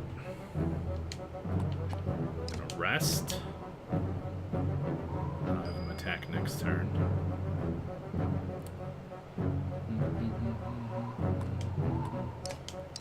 Everybody here with the dick is now obsolete. Killed them all with math. Yeah, with math! Got a fill bit, everybody. A fill bit telling me to do the murder. I love it. Personal bubble is the whole room. Please vacate, thanks. It's so true. Alright, let's see. What do we got going on here?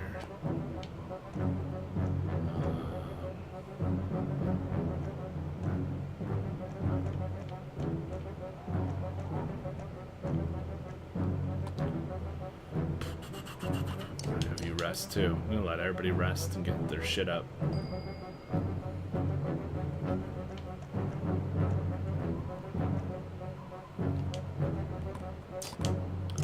Go. Nice. Rook's gonna leave this guy to pretty much be garbage. He won't be able to do anything but armor damage. That guy didn't even get to move. I should have figured out his turn order before I did that tactic. Wasted a bunch of willpower on it. Like, it was a literal waste of a move. That's why you need to check out turn order.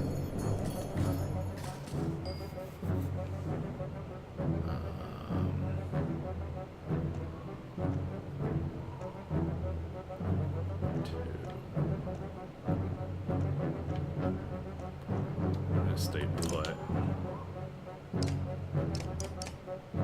Just do 1 damage. That's alright. I'll do 1 damage. There we go. Alright. Now we can get you going. Do you knock into that? Nope, just in front of it. That's too bad. Go ahead and take out some of that armor.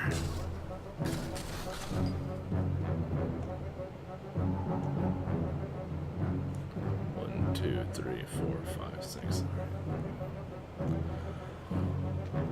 The sword. You think this is a sword? This is math, bitch. Deadliest psychic weapon known to man. Video games are math. It's true. Math is someone else just enjoy the result. So when people work on build-ups, it's math. It's true.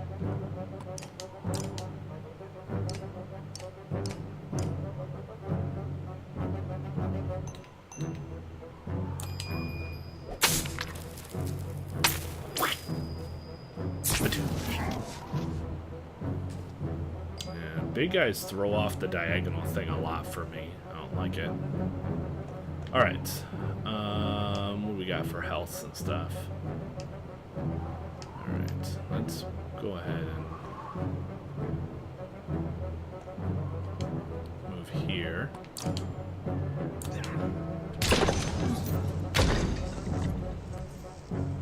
Text message. It's gonna be 1 armor damage. Oh, he's gonna throw the explodey things. That's cool. You can just move out of their way, so it doesn't even affect me. Let's move here. We're gonna go ahead and hit you for 4. Make you run somewhere weird. He'll move back almost. Throw more rocks at me. That's cool. You guys love your rocks.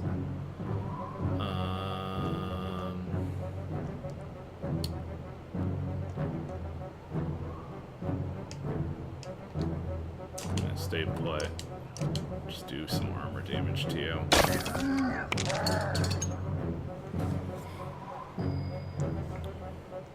Show me the numbers of Diablo, how much damage you're doing. Well, what is that? So you can see the maths.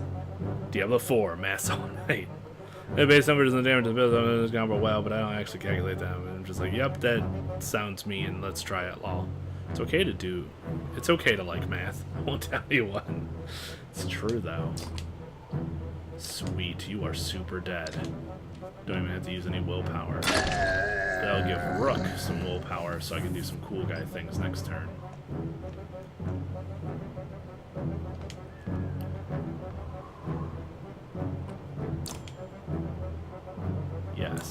knock you into that guy. And then armor damage. Alright, Mender Man McGee. Anybody missing armor on my team? Not really. I have you rest.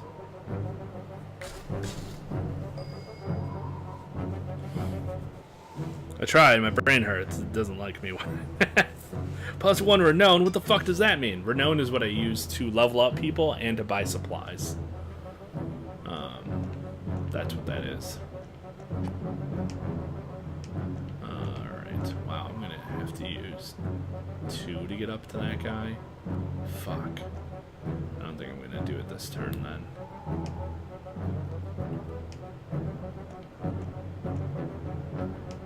I could kill that guy outright if I use 1 renown though. So I guess I will do that. Or 1 willpower, I mean. I'm saying renown. Oh, the kappas! Ah, currencies. Ah.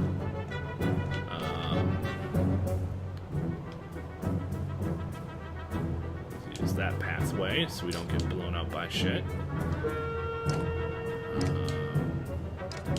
Do 4 damage to you, so you do less damage to people. There we go, a little more armor damage. That's all that guy's gonna do. But as long as he's alive, he's wasting an enemy turn. So that guy can take as many turns as he wants while I try to actually kill other people that are worth time.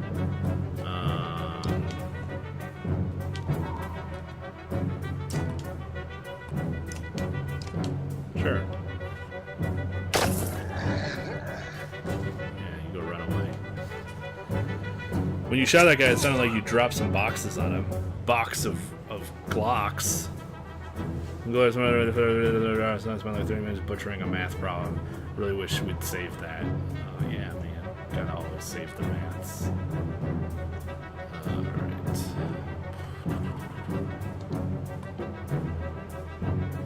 These two. I could use some willpower to move, sure.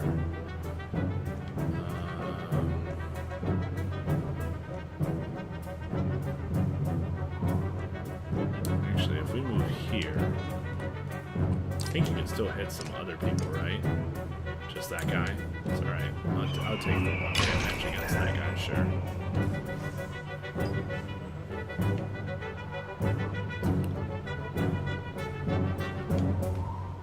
Alright, so...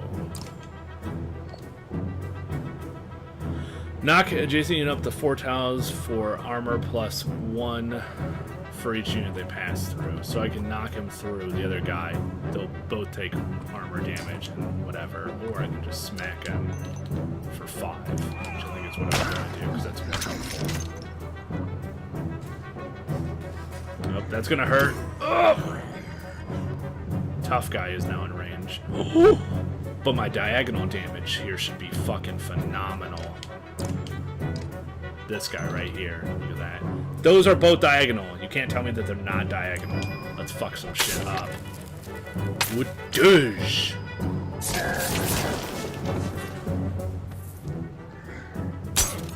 Ow, my pride. Alright. Of arrow boxes unleashed. Bow of crates. Launch forth your fury. Alright. You got 9. Dude, that guy's almost fucking dead. It's awesome. That guy up there needs to die, but I'm too far away from him. But I will kick you back. You take damage, and then you just keep walking and take more damage. They're gonna pick on Iver, and that's fine. Don't think a lot of people can multi-target the guy up there. We only do 1 damage, right? What's my break? My break is not very good.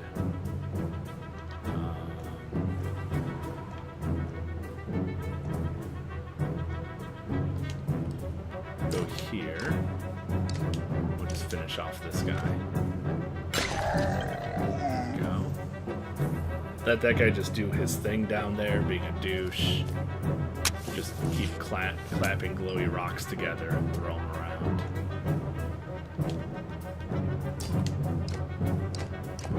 That's the only guy I can hit. It is, so 70% chance. It's worth it. Let's see if he dies. He did. Cool. He probably would have deflected it. That's okay. Oh, my poor clone.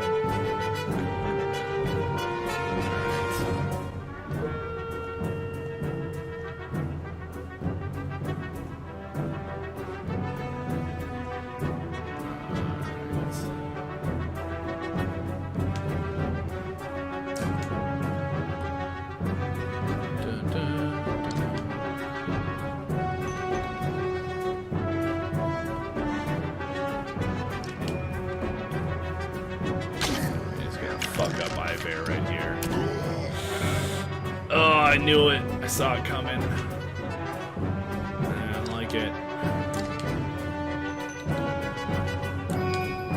Mender didn't get his turn quick enough to do armor repair. Oh, fuck. That exploded hella fast. Okay. Well, now we're all sorts of not great.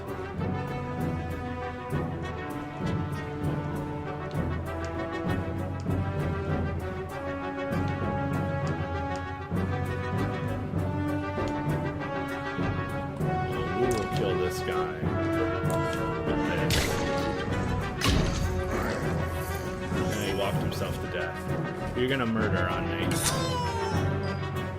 Oh, man. A lot of people can hit this fucker right here, though, so we're gonna go for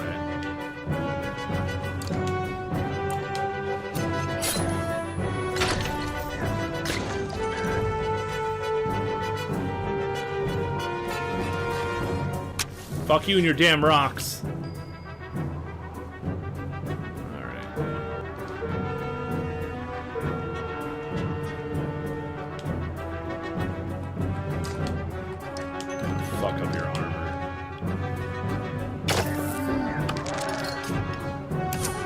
Oh, she's dead. Oh, that sucks so much.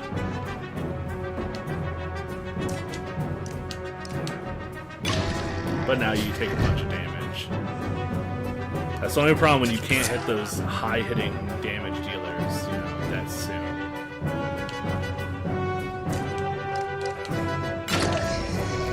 Village. He's only doing armor damage, so... Fuck you, sir. Fucking injuring two of my people. Problem there is that I didn't get enough of my armor damage dealers on that guy quick enough.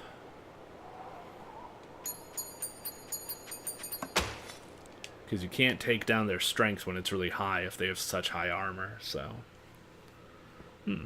Laptop is at 4%. That's pretty awful. I would like for chat to not disappear on me before we finish the stream. It would be unfortunate and a little annoying.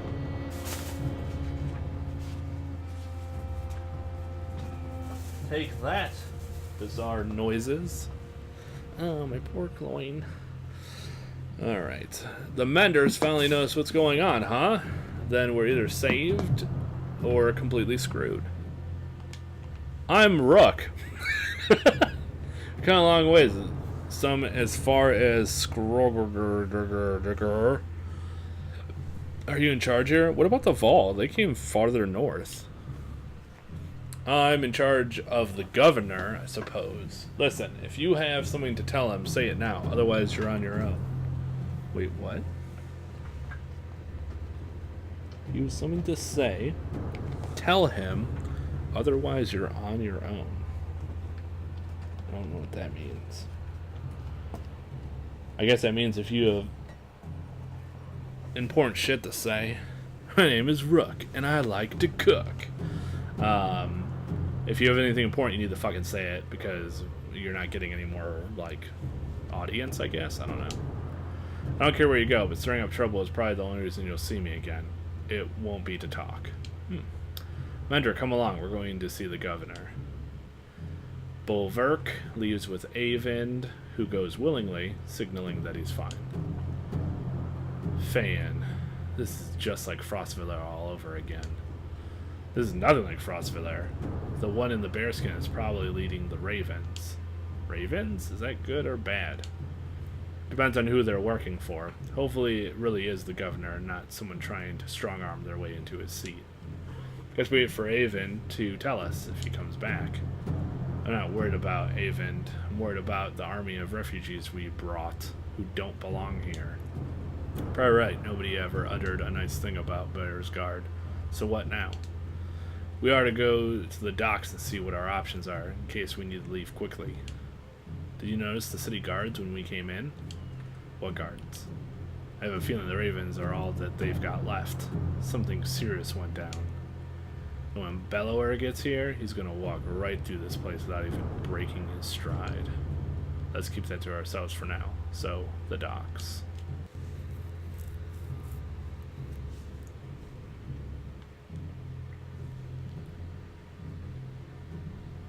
Still pissed about those little children fucking us over with those supplies. Fucking assholes. Alright, let's see here. We have the docks, the market, the heroes, and the map. Gonna market first.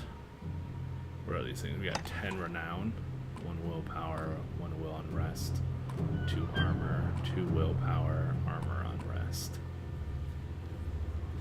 I like that item a lot, but I don't have enough for it. 1 renown gets 1 supply. That is a garbage rate. I'm gonna keep that shit. Let's go see heroes. Damn, I only have 3 fucking supplies. This is awful. Ivera needs 3 days. Fuck. I guess Alette is back in. Spear dude, I think I was gonna promote next, right? Yep. More of that, and 1 of that. Nice. Okay. Alright, well, if I ever get the rust one day, Nid will no longer be injured, but for now, she is definitely gonna be injured, because I only have 3 fucking supplies. So, I don't have a whole lot of options. Ivera is just gonna be fucked for a while. Alright, docks it is. You get to the docks, your heart sinks. Not a long ship to be seen, aside from wrecks. Bodies float in the water. Buildings are trashed and boarded up. What happened here? Where's Alette? They're all gone, says Avend, approaching alone. I see you had the same thought as me. What the fuck is going on? Avend, you're okay. I'm fine. It wasn't a lie. The governor is here. He's in hiding. Why? Since the dredge started appearing, anyone with a ship and half a wit left long ago. People can't leave by foot. Food is scarce. The markets are bare. Beauregard is a fire keg waiting for someone to tip it over. So the governor is paying the Ravens to protect him against his own people. And keep the peace, so to speak. It's more like a massacre anytime there's a hint of an uprising. Where does that leave us? I promised him the Mender's protection in Aberrain. Don't think he's very popular there. They're going to start tearing this place down to build new ships. We can ride the Ormsa River all the way to the capital, leaving another perfectly good city behind. How long will it take to build new ships? Hold on, what happens to the people living in Beauregard? It's the best I could do, Alette. He thought it could take as long as a month. You don't usually make ships out of scrap lumber. As soon as people figure out what's going on, there's going to be riots in the streets. A month? Why bother? Bellower will be here within the week, if not sooner. I'm open to suggestions. Gods be damned, is there no end to this? Ivere roars in frustration, leaving you standing by the dock. Alette gives you a worried look before chasing after him. Hey, Vind. What do we do about Bellower? Vind says nothing for a moment. I don't know. Well, great. Everything looks great. Everything here is absolutely great. I don't even have enough supplies for a month. We are totally fucked. We are fucked. Look at how fucked we are. Alright. Find Ivere standing on the city walls overlooking the fields outside. Dredge are keeping their distance, but continue to gather. Alright. I'm okay, Rook. I really cut you off before you can say anything. You know he's been through worse. Just feels like someone should cut us a break every now and then. We're going to be standing a month from now. We're going to have to be prepared. What do you have in mind? What if we just leave on foot? What about the ravens? What do you have in mind? First off, our clansmen need a place to stay. They'll get torn to pieces out in the streets. I'll keep an eye on the dredge up here. If they break through the walls, we're done for, so we'll have to keep them back. Could always use a hand with that. We need to know who's controlling what and make sure we get our cut. Food's going to become scarce. It's already fucking scarce. And when they start building those ships, we're going to have to keep people away.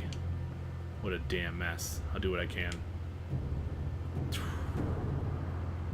This shit though. Fuck.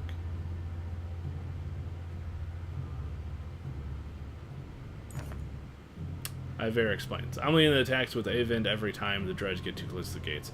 Listen, we're going to lose fighters and fall every day like this. I don't need to tell you what happens if nobody is manning the wall. We can always use the help. You consider what you want to do now, knowing that any of these tasks will likely take a full day. Find a place safe. Join Iver. Find a source for supplies. Yes. I've checked around, Olive tells you, and nobody has food. Or they won't part with it for fair price, and our medicine has been gone for days. They're either gouging the prices or just plain gone. She doesn't say it, but you can tell this is going to be a serious problem. Train her and see what they know. Scour the city for anyone that sell supplies. Shake down places that seem to be holding out. Track down the Ravens and see what they know. You find the massive leader of the Ravens along the docks, where they're doing their best to keep a growing number of people in check while the boats are being constructed. You question him about food supplies. Should have brought your own, he says. I can't go giving out to every person in Voters Guard. I'd kill every last bastard in the city for some good mead, though. This place has been dry for weeks. Trying to remind him as he scour the streets for anyone selling, said. No, he doesn't care about that. That's stupid. Shake down places that seem to be holding out. That's what we're just gonna have to be a dick. You join Adaleaf to the biggest meat halls. They're ready to make some sort of deal. You can tell a few of them have food to spare, but the ample number of bodyguards hanging around make it clear they don't want to share. Adaleaf is about to snap. Resolve yourself to a fight. Appear to sense it instantly before. No, resolve yourself to a fight. As you motion to pull your weapon, Adaleaf stays your hand. You instead begrudgingly leave, and she says, even if I thought just two of us could take them and run off with a couple of supplies, I have a feeling more people than just us would suffer for it. You figure surprise, right? Yeah, but fuck them. I care about me. We only have fucking 2 supplies. We are so fucked. Not gonna last a goddamn month. People are gonna starve to death. Are you fucking kidding me?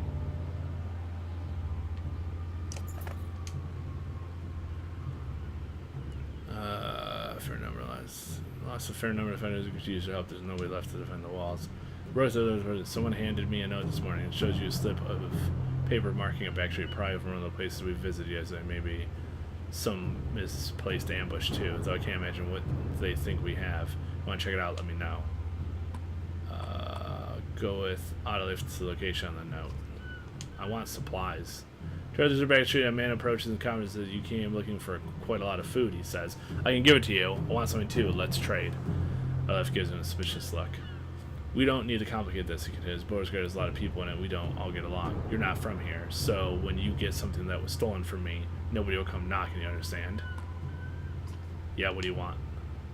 Not what you think, he tells you. I'm just a drinking horn. Just a drinking horn. My great-grandfather's was stolen. This is worth how much food to you? Asked Godleaf. The man laughs. As much as you're willing to carry. Done. Let's do it. Then we both win. He marks an area on your map down in the water, scribbles Low Town next to it, though you doubt that's a real name. Rook, says you leave. Keep this between us. Seems to call for a light touch. Rather not have people spreading rumors about how we got the food. That's fine. We just need the goddamn food, okay? I don't want to lose all my warriors, so I need to start defending the wall, but fucking damn it, we need food. Yeah, see? This is bad, says Avand as Iver points across the battlefield. Aside from the fact that we're up to our next in dredge, a stone singer showed up. Been losing warriors left and right. If we don't deal with it, the wall will come down by the end of the day.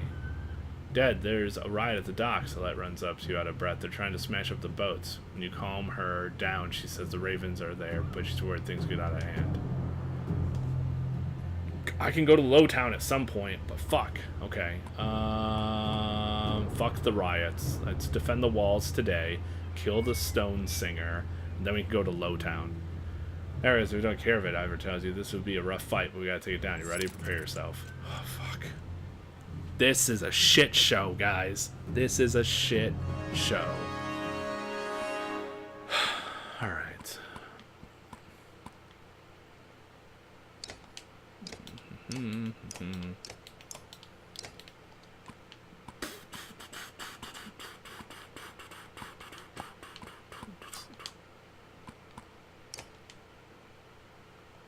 Alright. Let's go. Shit show. A shit show. Ah, man. What the fuck are we going to be dealing with here? It's not terrible. It's a lot of slinger douches. One tuning fork fuck. Alright. Tuning fork fuck guy is who we're going to kill first.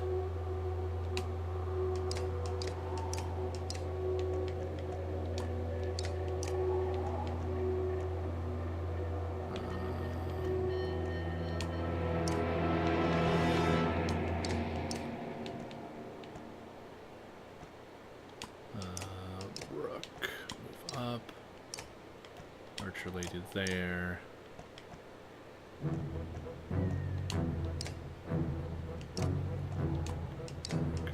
up.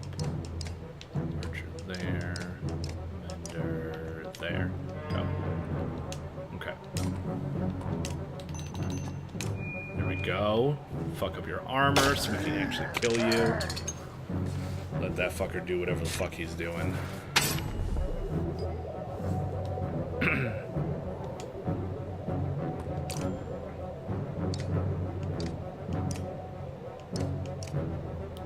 Damage? Fuck yeah.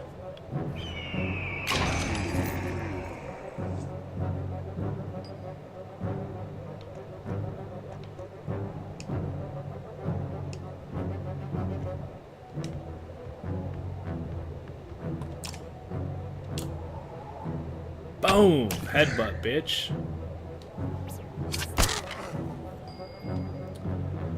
Alright. Let's see here.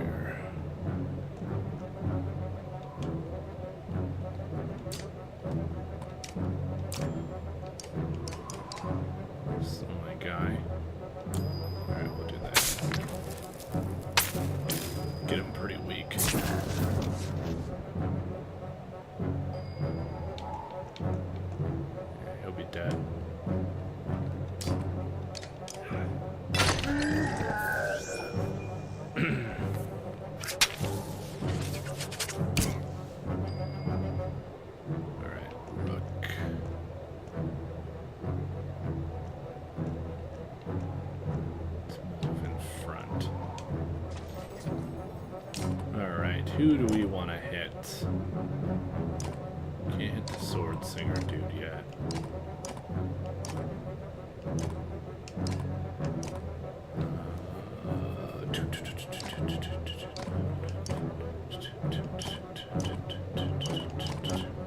Let's hit this guy.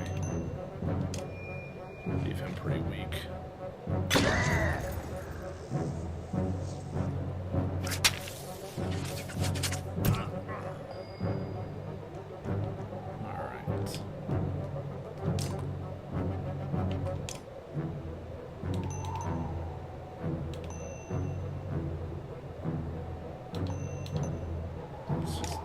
That many. Leave some of my power for another person. Whoa! That was bad. Whatever he just did. Gave everybody super strength. That was awful.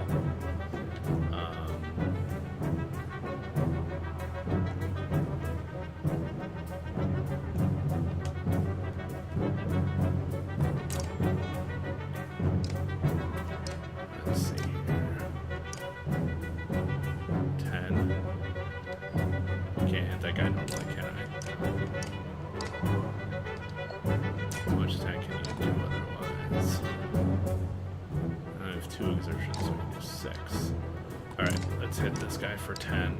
What does that allow me to hit that guy with 2? Oh, because he's farther away, so it costs 2 to hit him. Got it.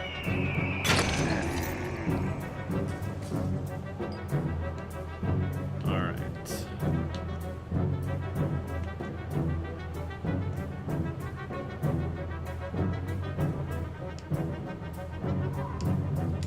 Move here.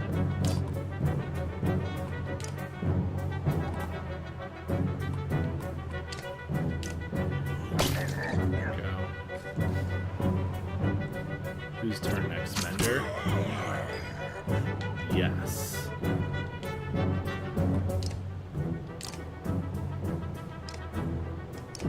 This guy right here.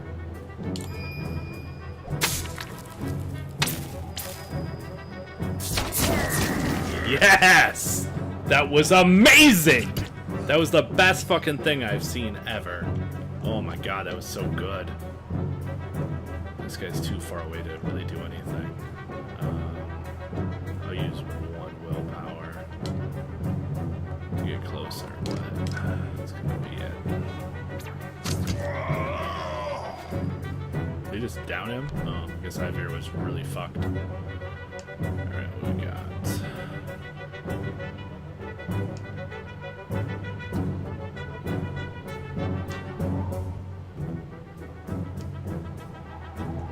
In front of him.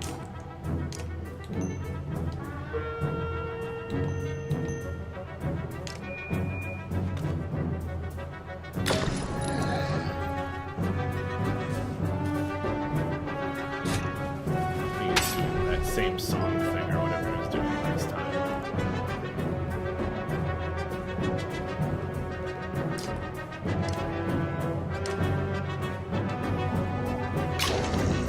Best thing I've ever seen. Thanks, Janser. That was awesome. Amy! How long have you been in here? 2 minutes. Spy, Grammatitation, Dryroid. Oh, you should have done Dryroid. What's up? Thanks, Sakron, by the way, for the caster for Amy. What up? Got it for you. Dude, you rock. I killed so many people with that Mender strike. It was fucking awesome. Alright, 4. She can do 2, so I can do 6 damage total. Let's do this guy. And then the other guy won't stumble out of range. It worked out well because that was turn as well. So the Stone Singer guy is going to do his buff on the next turn, no matter what, it's going to happen. But I might be able to kill who I want first.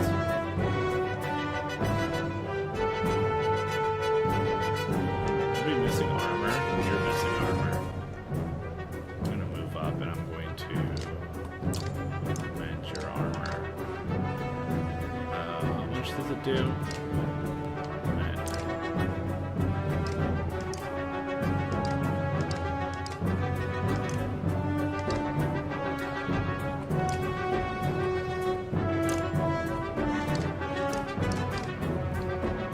There we go. I was like, how do I see this shit? Alright, restores allies equal to the current, half of the current, so, and then plus 1 for each thing. Okay. So half, go back. Half of my willpower is 3. You are missing that, so if I do this, then it's 3 plus 1, which is 4. There we go. Yep, 3 strength. For those fuckers. 2 armor. Dryroid, that's right. Can't watch clips at the moment. Apparently, manually changing your PC date to a much later month makes it possible to view. I don't know exactly what that means or why you would do what I think that means.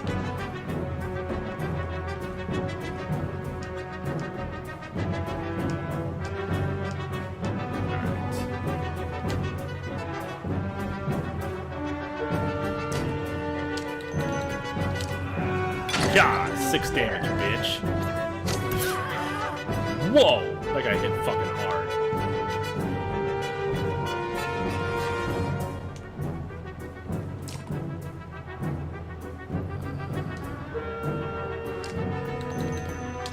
Keep everybody somebody with like no fucking strength. Teach you fucks. Yeah, deflect, motherfucker! Deflect your entire life.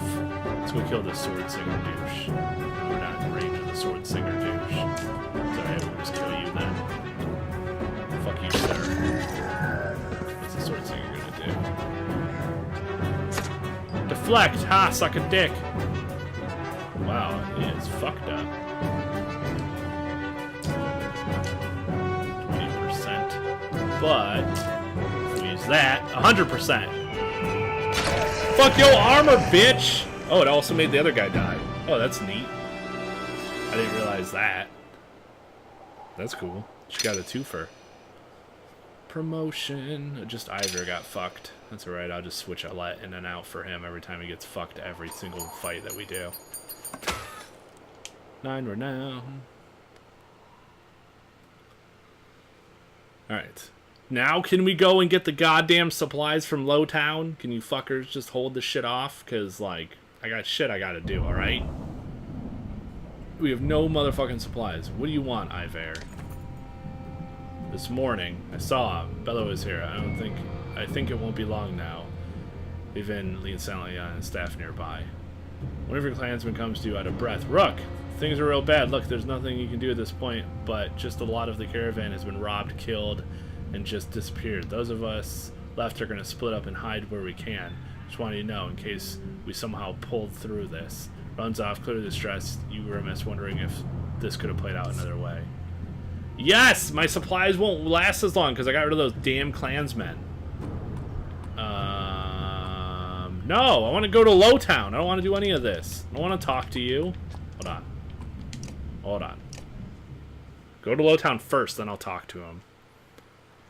Okay, I might have a good one, Graham. Alright, Janzer, have a good one as well. I need to leave soon. I really should just, like, not do this right now. Because I intended to stop at 3 o'clock and it's 3:10. Ugh, I feel like we're so close to the end. Let's do Lowtown first.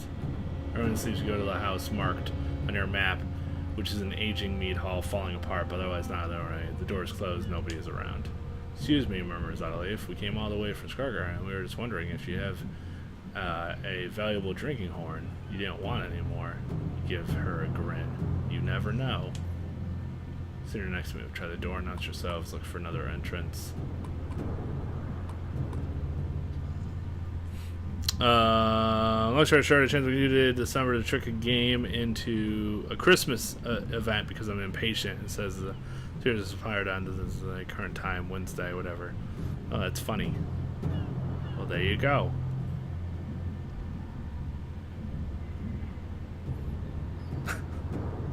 There you go. Let's look for another entrance. Just a telltale notch in the roof for smoke to escape. Olive sees you eyeing it. I'll do it, she says, if you give me a boost. Pulls out of the oven and she crawls lightly across the thatched roof. One of the small holes. She leans in, then ducks back quickly, as if worried about being spotted. After another peek, she nods to you. You get the impression she saw something, but is going to go in anyway. Give her the go-ahead. You nod and she manages to slip herself through the tight hole in the roof and is gone. Several tense minutes later, there are sounds at the door, which slowly opens to Olive holding an ornate drinking horn. As the door shuts behind her, you spy several sleeping men inside. No problem, she says. Looking at the horn, it strikes you that it's one of the most beautiful things you've ever seen, with gold inlays, intricate carvings, and an unusual wooden base. Something primal makes you want to keep it. You notice, and she says, I wouldn't stop you. No, trade it for food. Fight the urge to simply abscond the horn. People might die of hunger if we don't give this back, you say. Olive nods, though you can tell it's half-hearted. Early in the next morning, you return to the horn to the man in the alley. Damn. That's it. The man beams as you hand over the horn. Thought about going back on my promise, he says, but I don't like to complicate things. Come to the market and we'll make sure you get a fair price on what you need.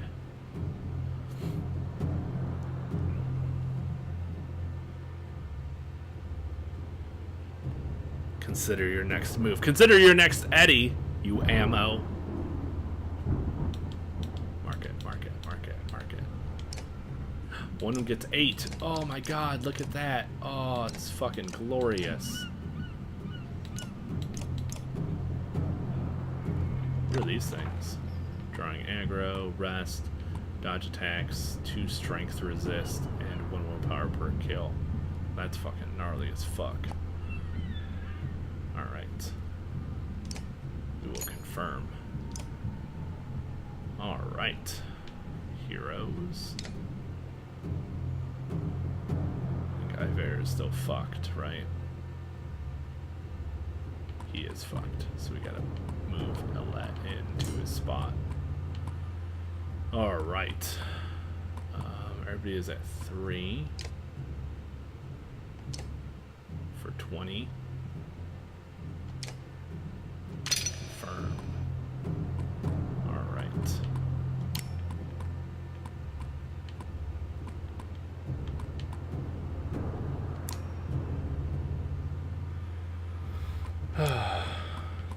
Should I do that? I feel like if I ever do one of those, I'm gonna do that.